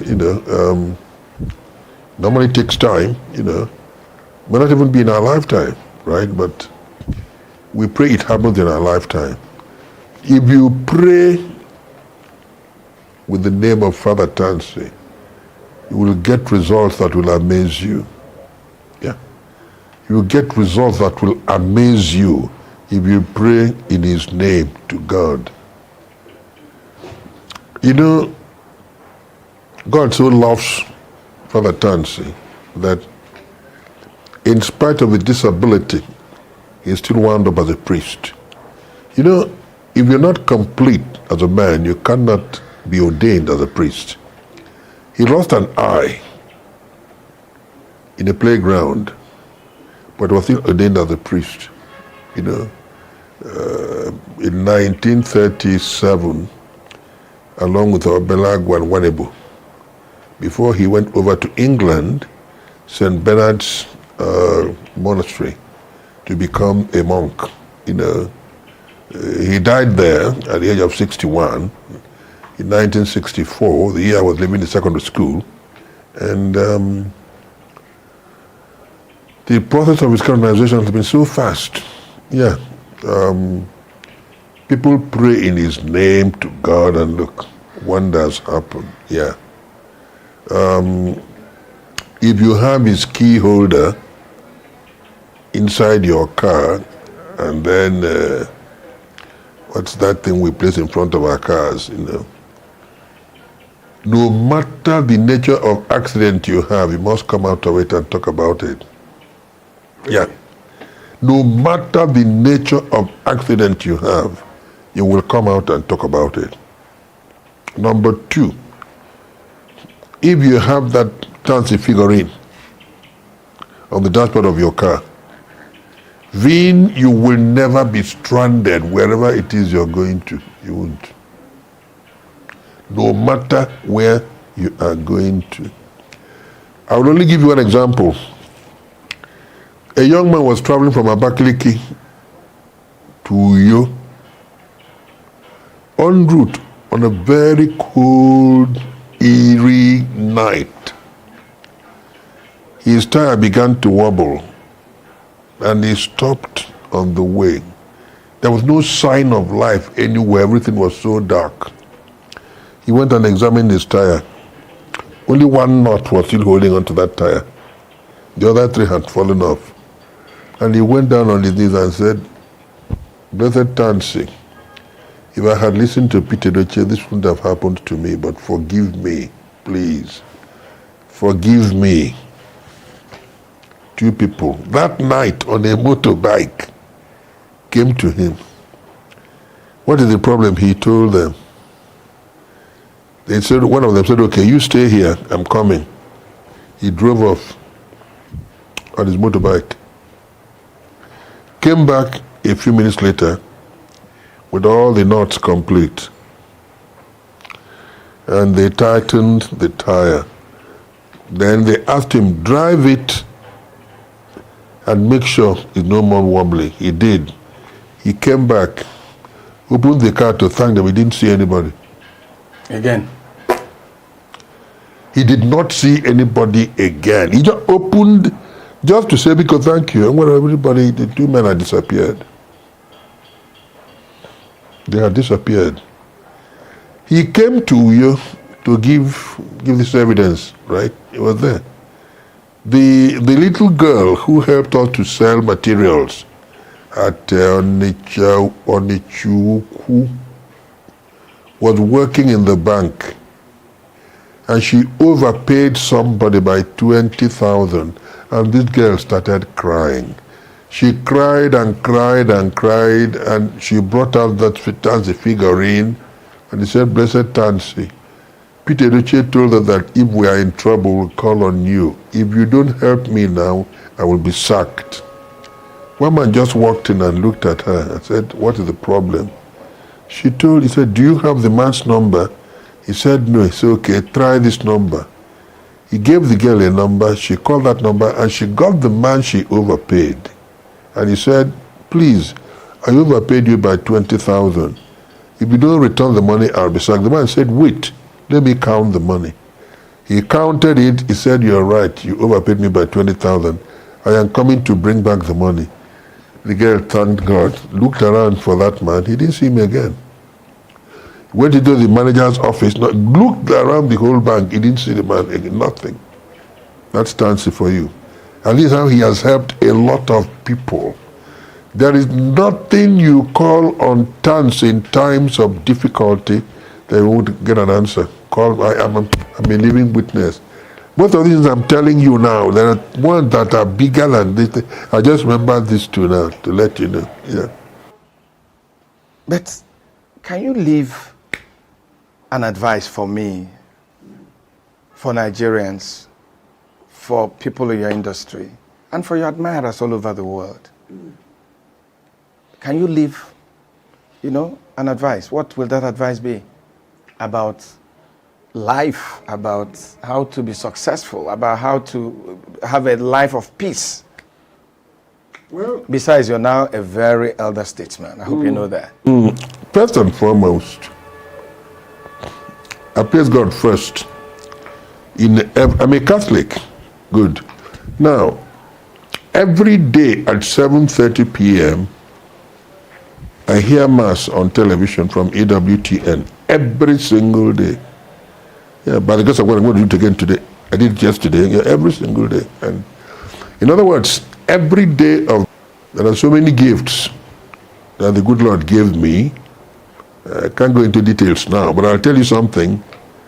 Anybody who is mad, who is demented, and is destroying things, if you stand in front of me and I look at you, you keep all those things away and you talk sensibly. It has continued that way, even when I went for training in the BBC. Yeah. I remember telling my colleagues, I saw one woman who was right. I said, this woman is coming to see me. She will beg me for money, I will give her, she will go back, she won't talk to any of you. And for them, Peter Abiakwa also. Then this woman came. She looked at me. Have you got tuppence to spare? I gave her £1. God bless you. She turned around and she left. The other two people, unfortunately, those other two people who trained with me are dead now. Joyce and Chika Zubikeza, but they rest in peace.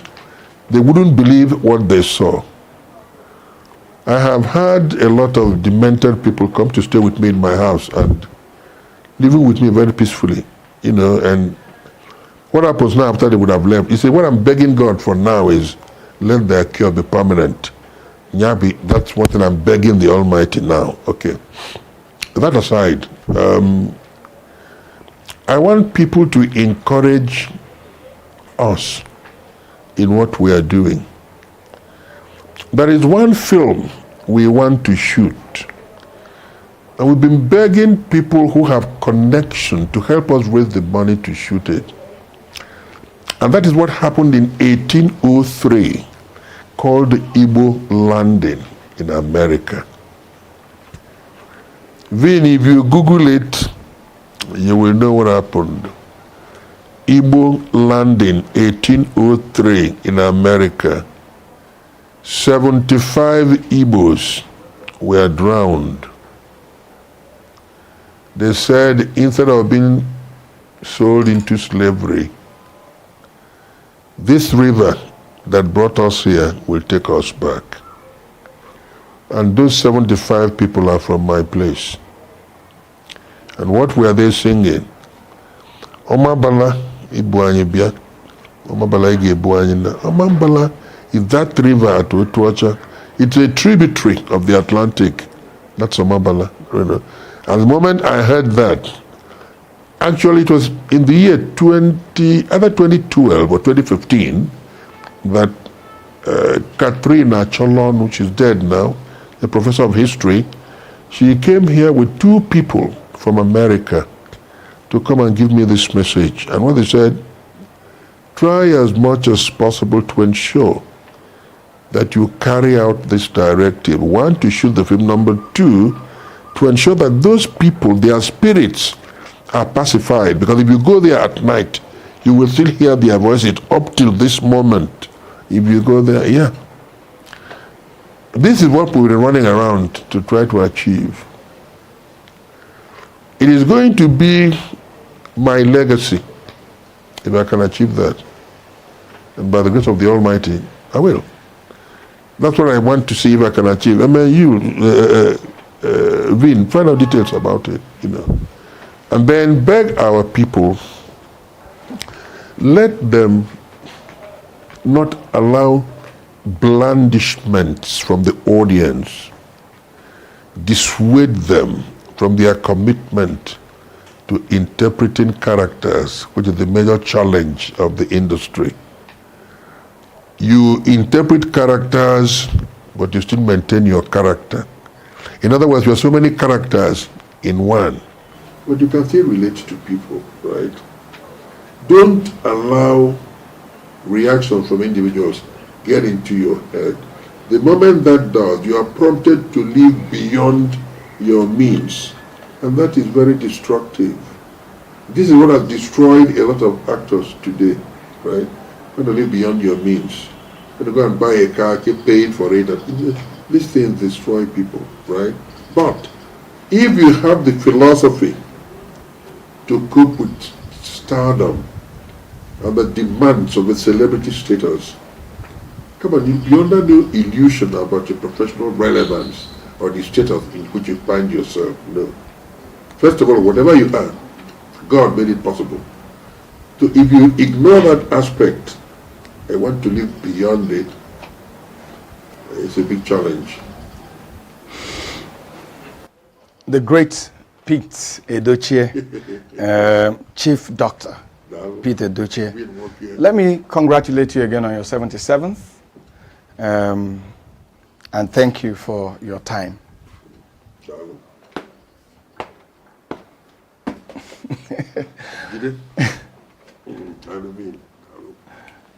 Well, I've been speaking with the great Pete Edochie, Chief Doctor Pete Edochie, MON.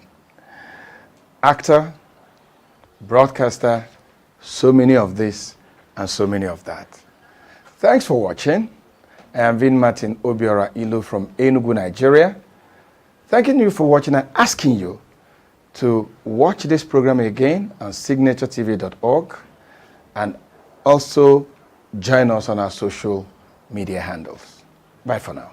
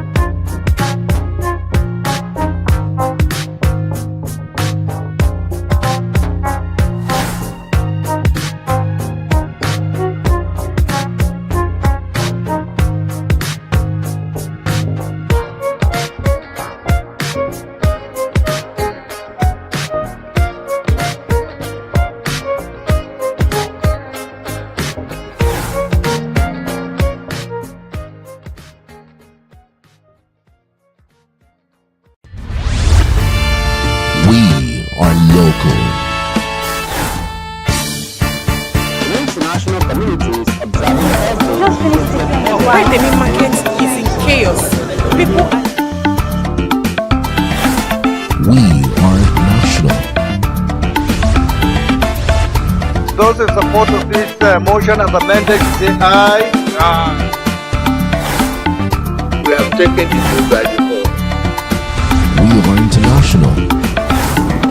Israeli airstrikes. Donald Trump left us the worst unemployment.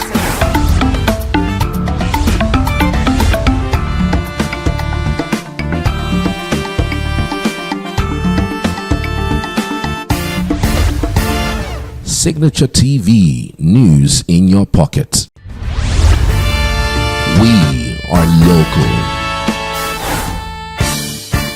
The international community is observing why the main market is in chaos.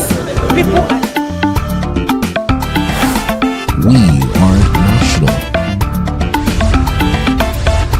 Those in support of this motion as amended, say aye. Aye. We have taken the move by default. We are international. Israeli airstrikes. Donald Trump left us the worst unemployment.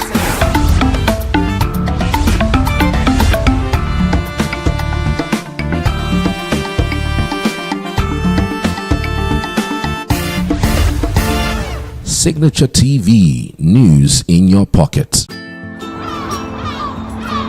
Bright and early as the day breaks, as the newspaper headlines trail the stories that shape the day. We at Signature TV trail the headlines that trail the day. We interrogate the headlines. We analyze the stories that make the headlines. Wayek is overrated, and they even overrated themselves, and when people see it, they are insensitive of some Nigerian children who have never had what they call CBT. With passion and emotion, we drive the conversation to change the narrative. Let nobody be deceived by Nigerian high level of performing in agriculture export. We are still where we are. Newspaper review on Signature TV every morning on Signature Morning, weekdays, and Signature New Day, weekends. Newspaper review on Signature TV. We do not just review the headlines, we make the headlines relevant to our daily lives.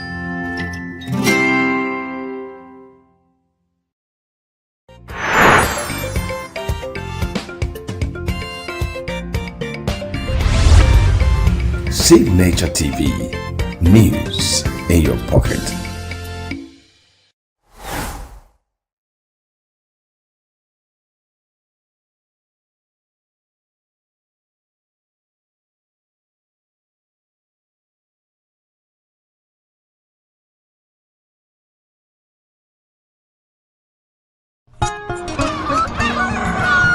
New every morning on Signature TV, we open the day for you with needed energy, information, and required vibes to shape your day. From sizzling snippets of stories in various areas of life to intriguing conversations with net worth guests. When you have people who have no track record becoming your leaders, you have a problem. There's no outstanding gratuity when Obi took over from me. I left in all the accounts of Anambra State 13.8 billion for him. Your day cannot be complete without Signature Morning on weekdays and Signature New Day on weekends. There is no better way to start your day except Signature Morning and Signature New Day every day on Signature TV.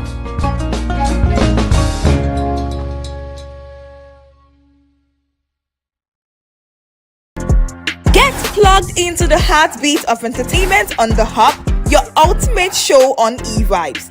From trending stories and social media drama to top charting music, must-watch movies and exciting moments from the world of arts, we've got it all. Join us for unmissable conversations with your favorite entertainment personalities, plus fun segments every week. So I should try harder, so... Okay, I don't know that one. Outfit of the day. Oh, I don't do that. That's some Gen Z stuff. Oh, now you say it's a Gen Z stuff. It's everything you love about entertainment, served fresh every week at 1 p.m. with weekend repeats just in case you missed it. The Hub's on E-Vibes, where the vibes never stop. Only on Signature TV.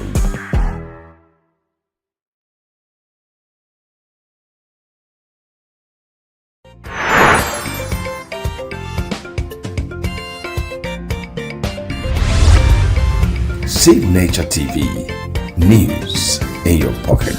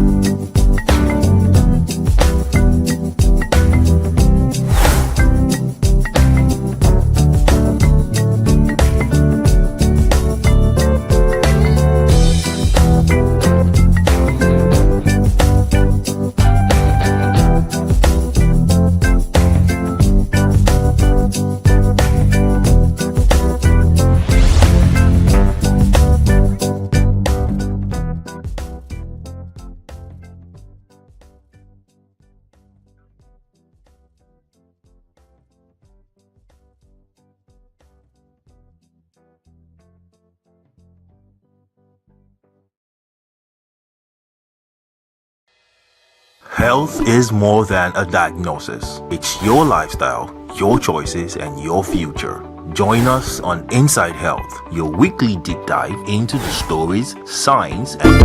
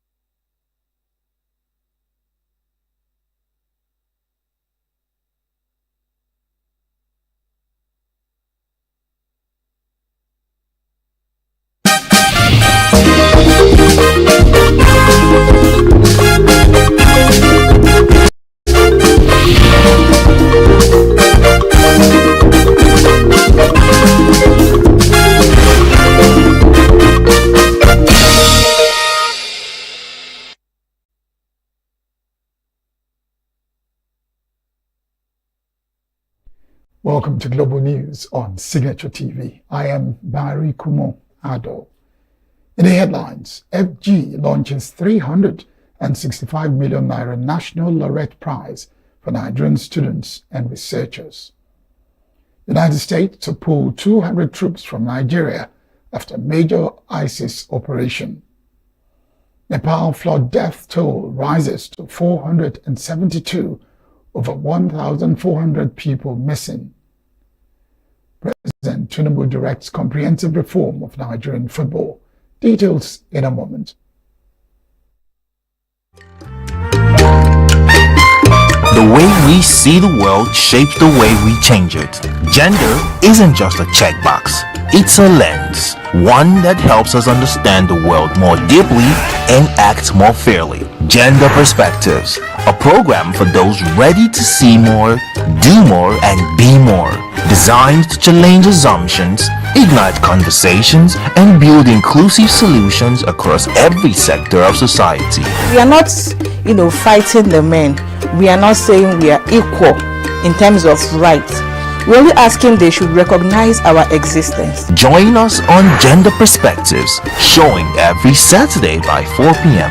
Repeat every Wednesdays by 5 p.m. and Thursdays by 3 p.m. Change begins with perspective. Let's widen yours.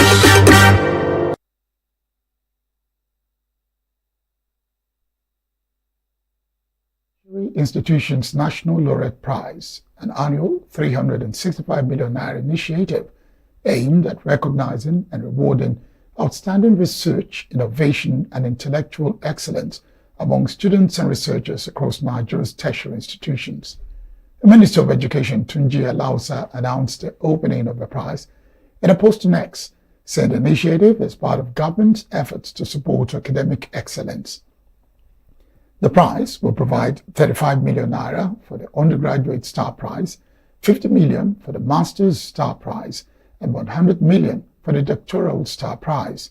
A further 180 million will be allocated to 15 thematic excellence prizes, with each category receiving 12 million naira.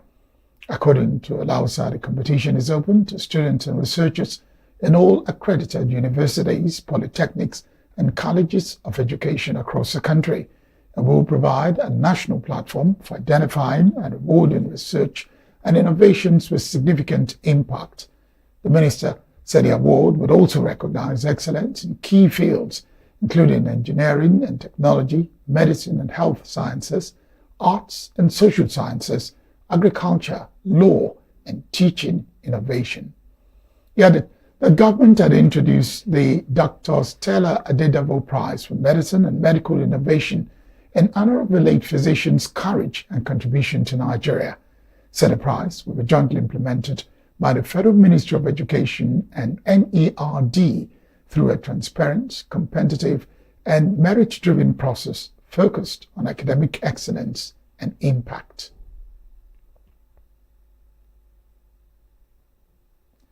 Executive Director of the Lux Terra Leadership Foundation, Reverend Father George Ewusa, has urged the federal government to prioritize security and access to basic utilities instead of relying on palliatives to address poverty in Nigeria. Ehusa argued that Nigerians are hardworking and capable of providing for themselves if the government creates an environment where they can live and work safely. Speaking on the state of the economy, the Reverend Father criticized the removal of the petrol subsidy and the floating of the naira, which he said contributed to an unprecedented rise in inflation and worsening hardship. The cleric also picked holes with President Bola Tinubu's comment that hunger existed before he was born, saying the level of poverty he had witnessed in recent years was unlike anything he had experienced throughout his life. According to him, insecurity remains one of the major obstacles preventing Nigerians from earning sustainable incomes, particularly in communities where famine and other economic activities have been disrupted. Former Vice President Atiku Abubakar has pledged to reopen Nigeria's land borders and expand port infrastructure in the south if elected president in 2027.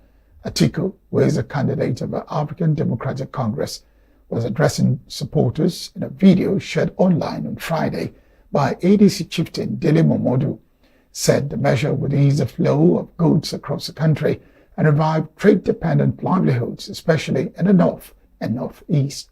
Atiku noted that traders who once ran businesses worth millions of naira and employed others have been driven into bankruptcy and unemployment as a result of a 2019 closure of the borders with Cameroon, Chad, Niger, and Benin Republic.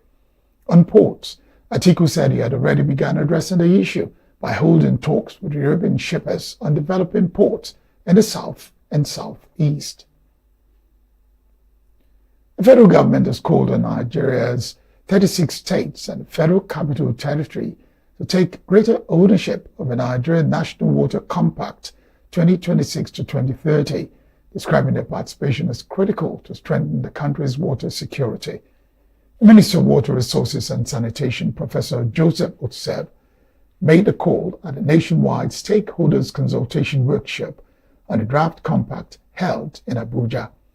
Otsev said water remains central to public health, food security, agriculture, industrial development, environmental sustainability, economic growth, and national security. Identified rapid population growth, urbanization, climate change, environmental degradation, inadequate infrastructure, institutional fragmentation, and limited financing as major challenges confronting Nigeria's water sector. According to him, the Nigeria National Water Compact 2026 to 2030 is intended to provide a practical roadmap for addressing the challenges and advancing the federal government's renewed hope agenda. In his goodwill message, the Minister of State for Health and Social Welfare, Dr. Izia, commended the Federal Ministry of Water Resources and Sanitation for initiating the compact, describing it as an integrated framework capable of strengthening collaboration among the water, health, agriculture, environment, and climate sectors.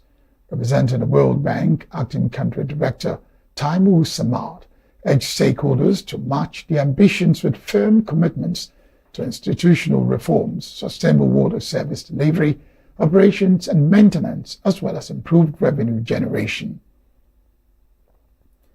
The Nigerian Army, in collaboration with the Office of the National Security Advisor Tactical Team, has dismantled a Boko Haram ISWAP terrorist camp in a Kopre mountain area of Hong local government area of Adamawa State.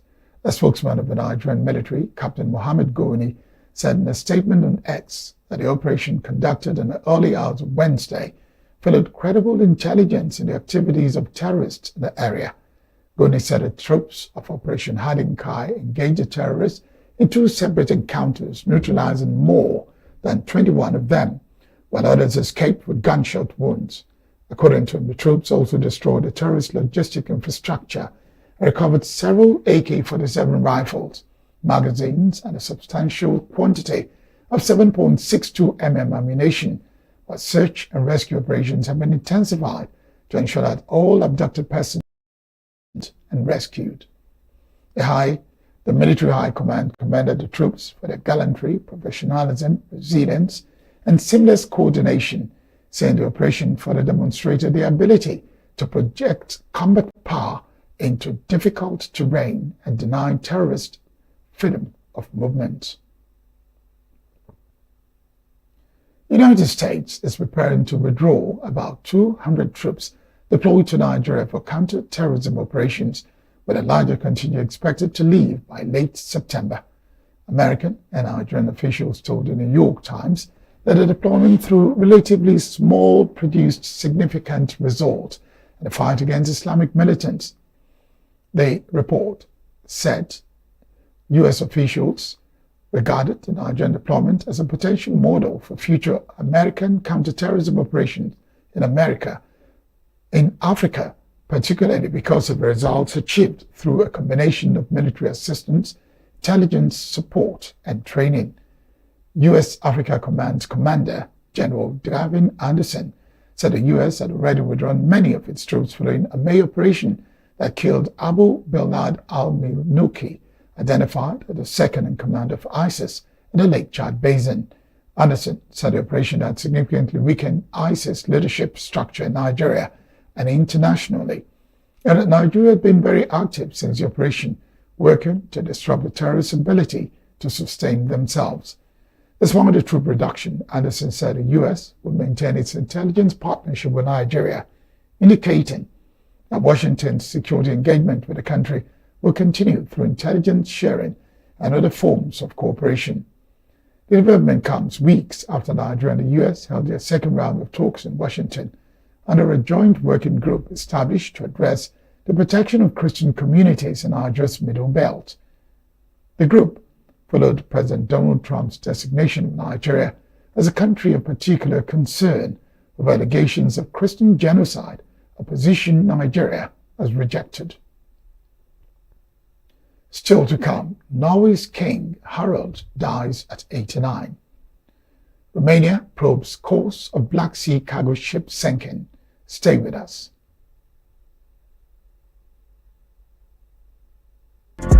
Get plugged into the heartbeat of entertainment on The Hub, your ultimate show on E-Vibes. From trending stories and social media drama to top charting music, must-watch movies and exciting moments from the world of arts, we've got it all. Join us for unmissable conversations with your favorite entertainment personalities, plus fun segments every week. So I should try harder. So Okay, I don't know that one. outfit of the day. Oh, I don't do that. That's some Gen Z stuff. Oh, now you say it's a Gen Z stuff. It's everything you love about entertainment, served fresh every week at 1 p.m. with weekend repeats just in case you missed it. The Hub's on E-Vibes, where the vibes never stop. Only on Signaturetv.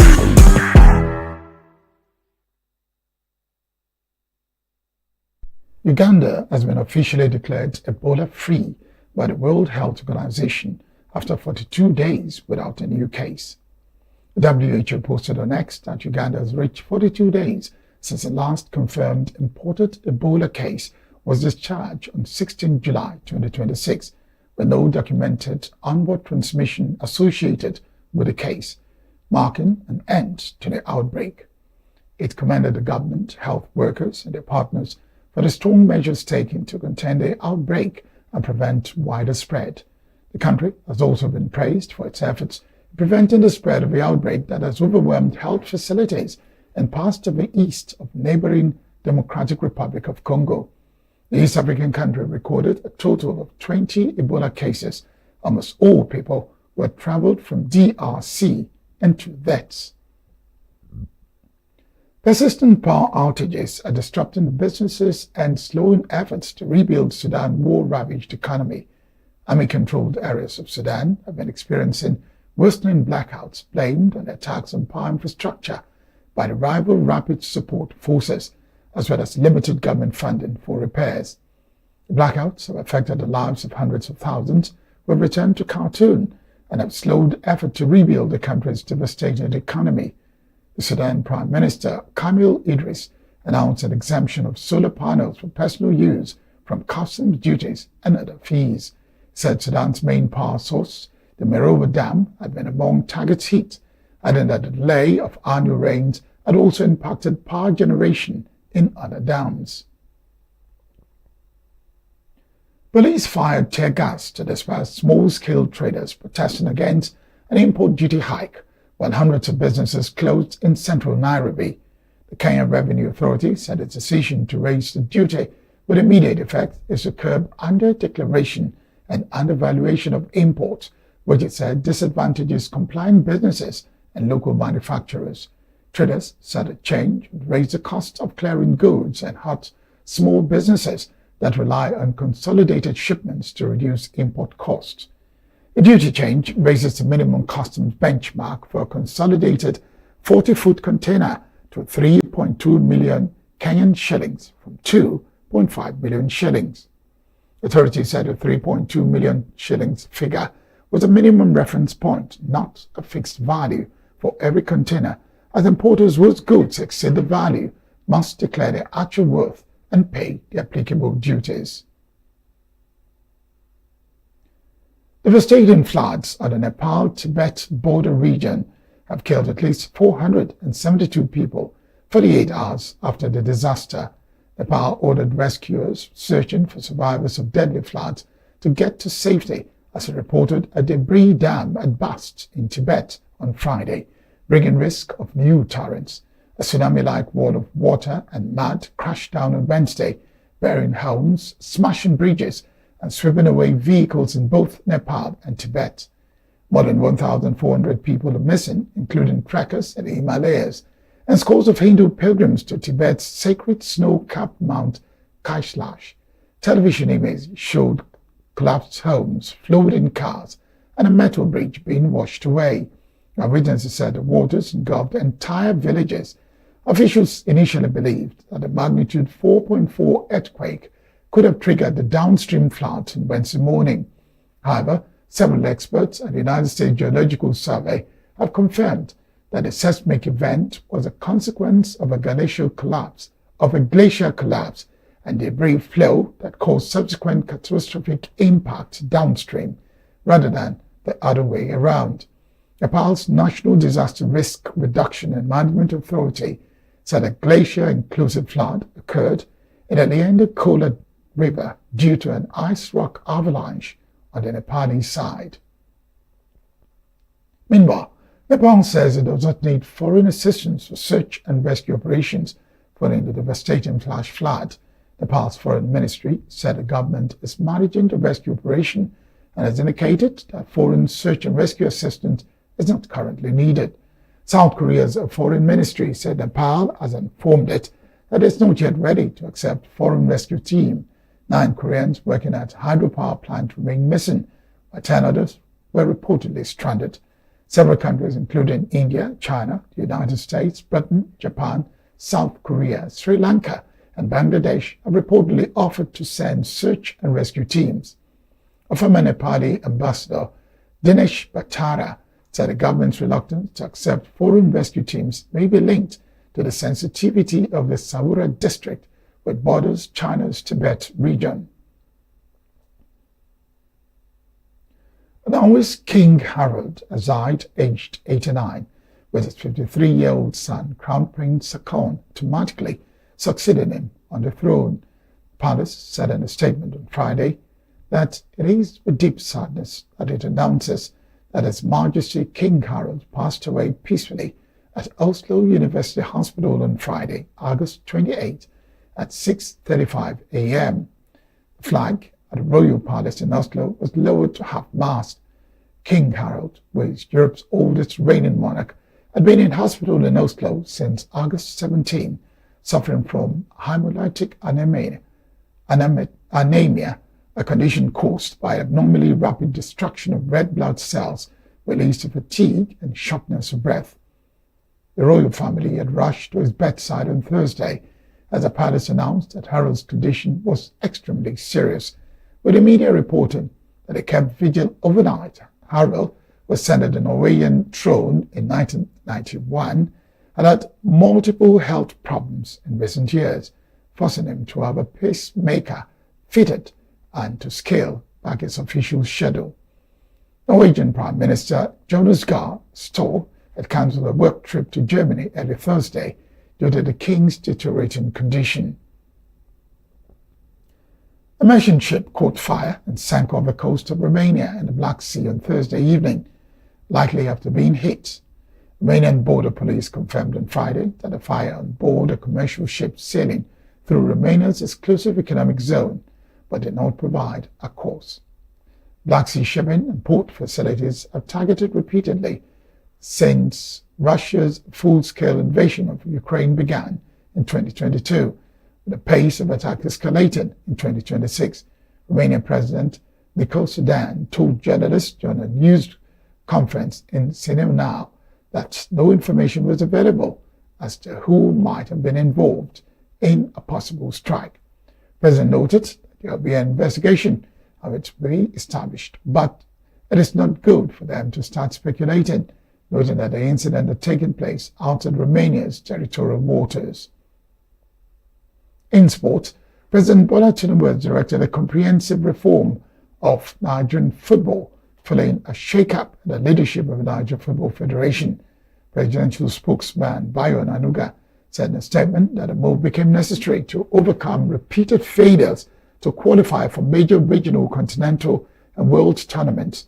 Tinubu said the reform must respond to a long-standing need to strengthen governance, administration, stakeholder representation, development pathways, domestic competitions, and accountability across Nigerian football.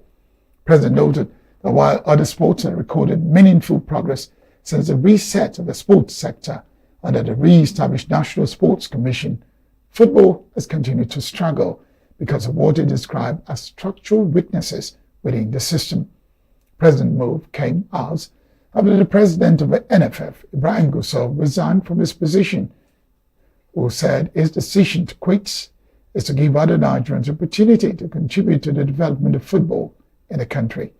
Gusau argued that despite the failure of the Super Eagles and Super Falcons to qualify for the World Cup, he was leaving the NFF in a better position than he found it. Earlier in the day, the NFF General Secretary, Mohammed Sanusi, also addressed members of the Federation Secretariat, where he announced his resignation. NFF came under intense pressure after the Super Falcons failed to qualify for the Women's World Cup, the first time the country wouldn't be at the tournament since its inception in 1991. The failure of Nigeria's men's national team, the Super Eagles, to feature at the World Cup earlier this year. That's it on the Global News. I am Barry Kumo Ado. Thanks for your company.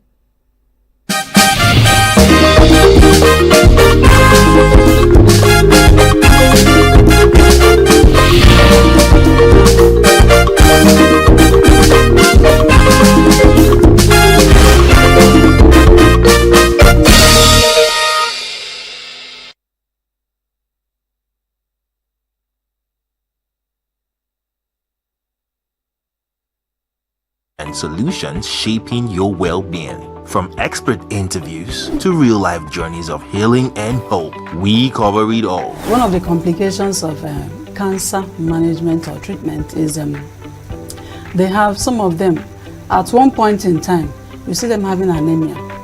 Okay, so you see them at times being transfused. But at the same time, you come in with the diet. Nutrition, mental health, innovations in medicine, fitness, and everyday wellness. Whether you're managing a condition, staying informed, or just living your best life, Inside Health is your trusted guide.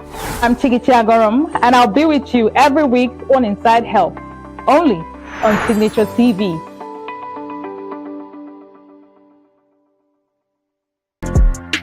Plugged into the heartbeat of entertainment on the Hub, your ultimate show on e-vibes. From trending stories and social media drama to top charting music, must-watch movies and exciting moments.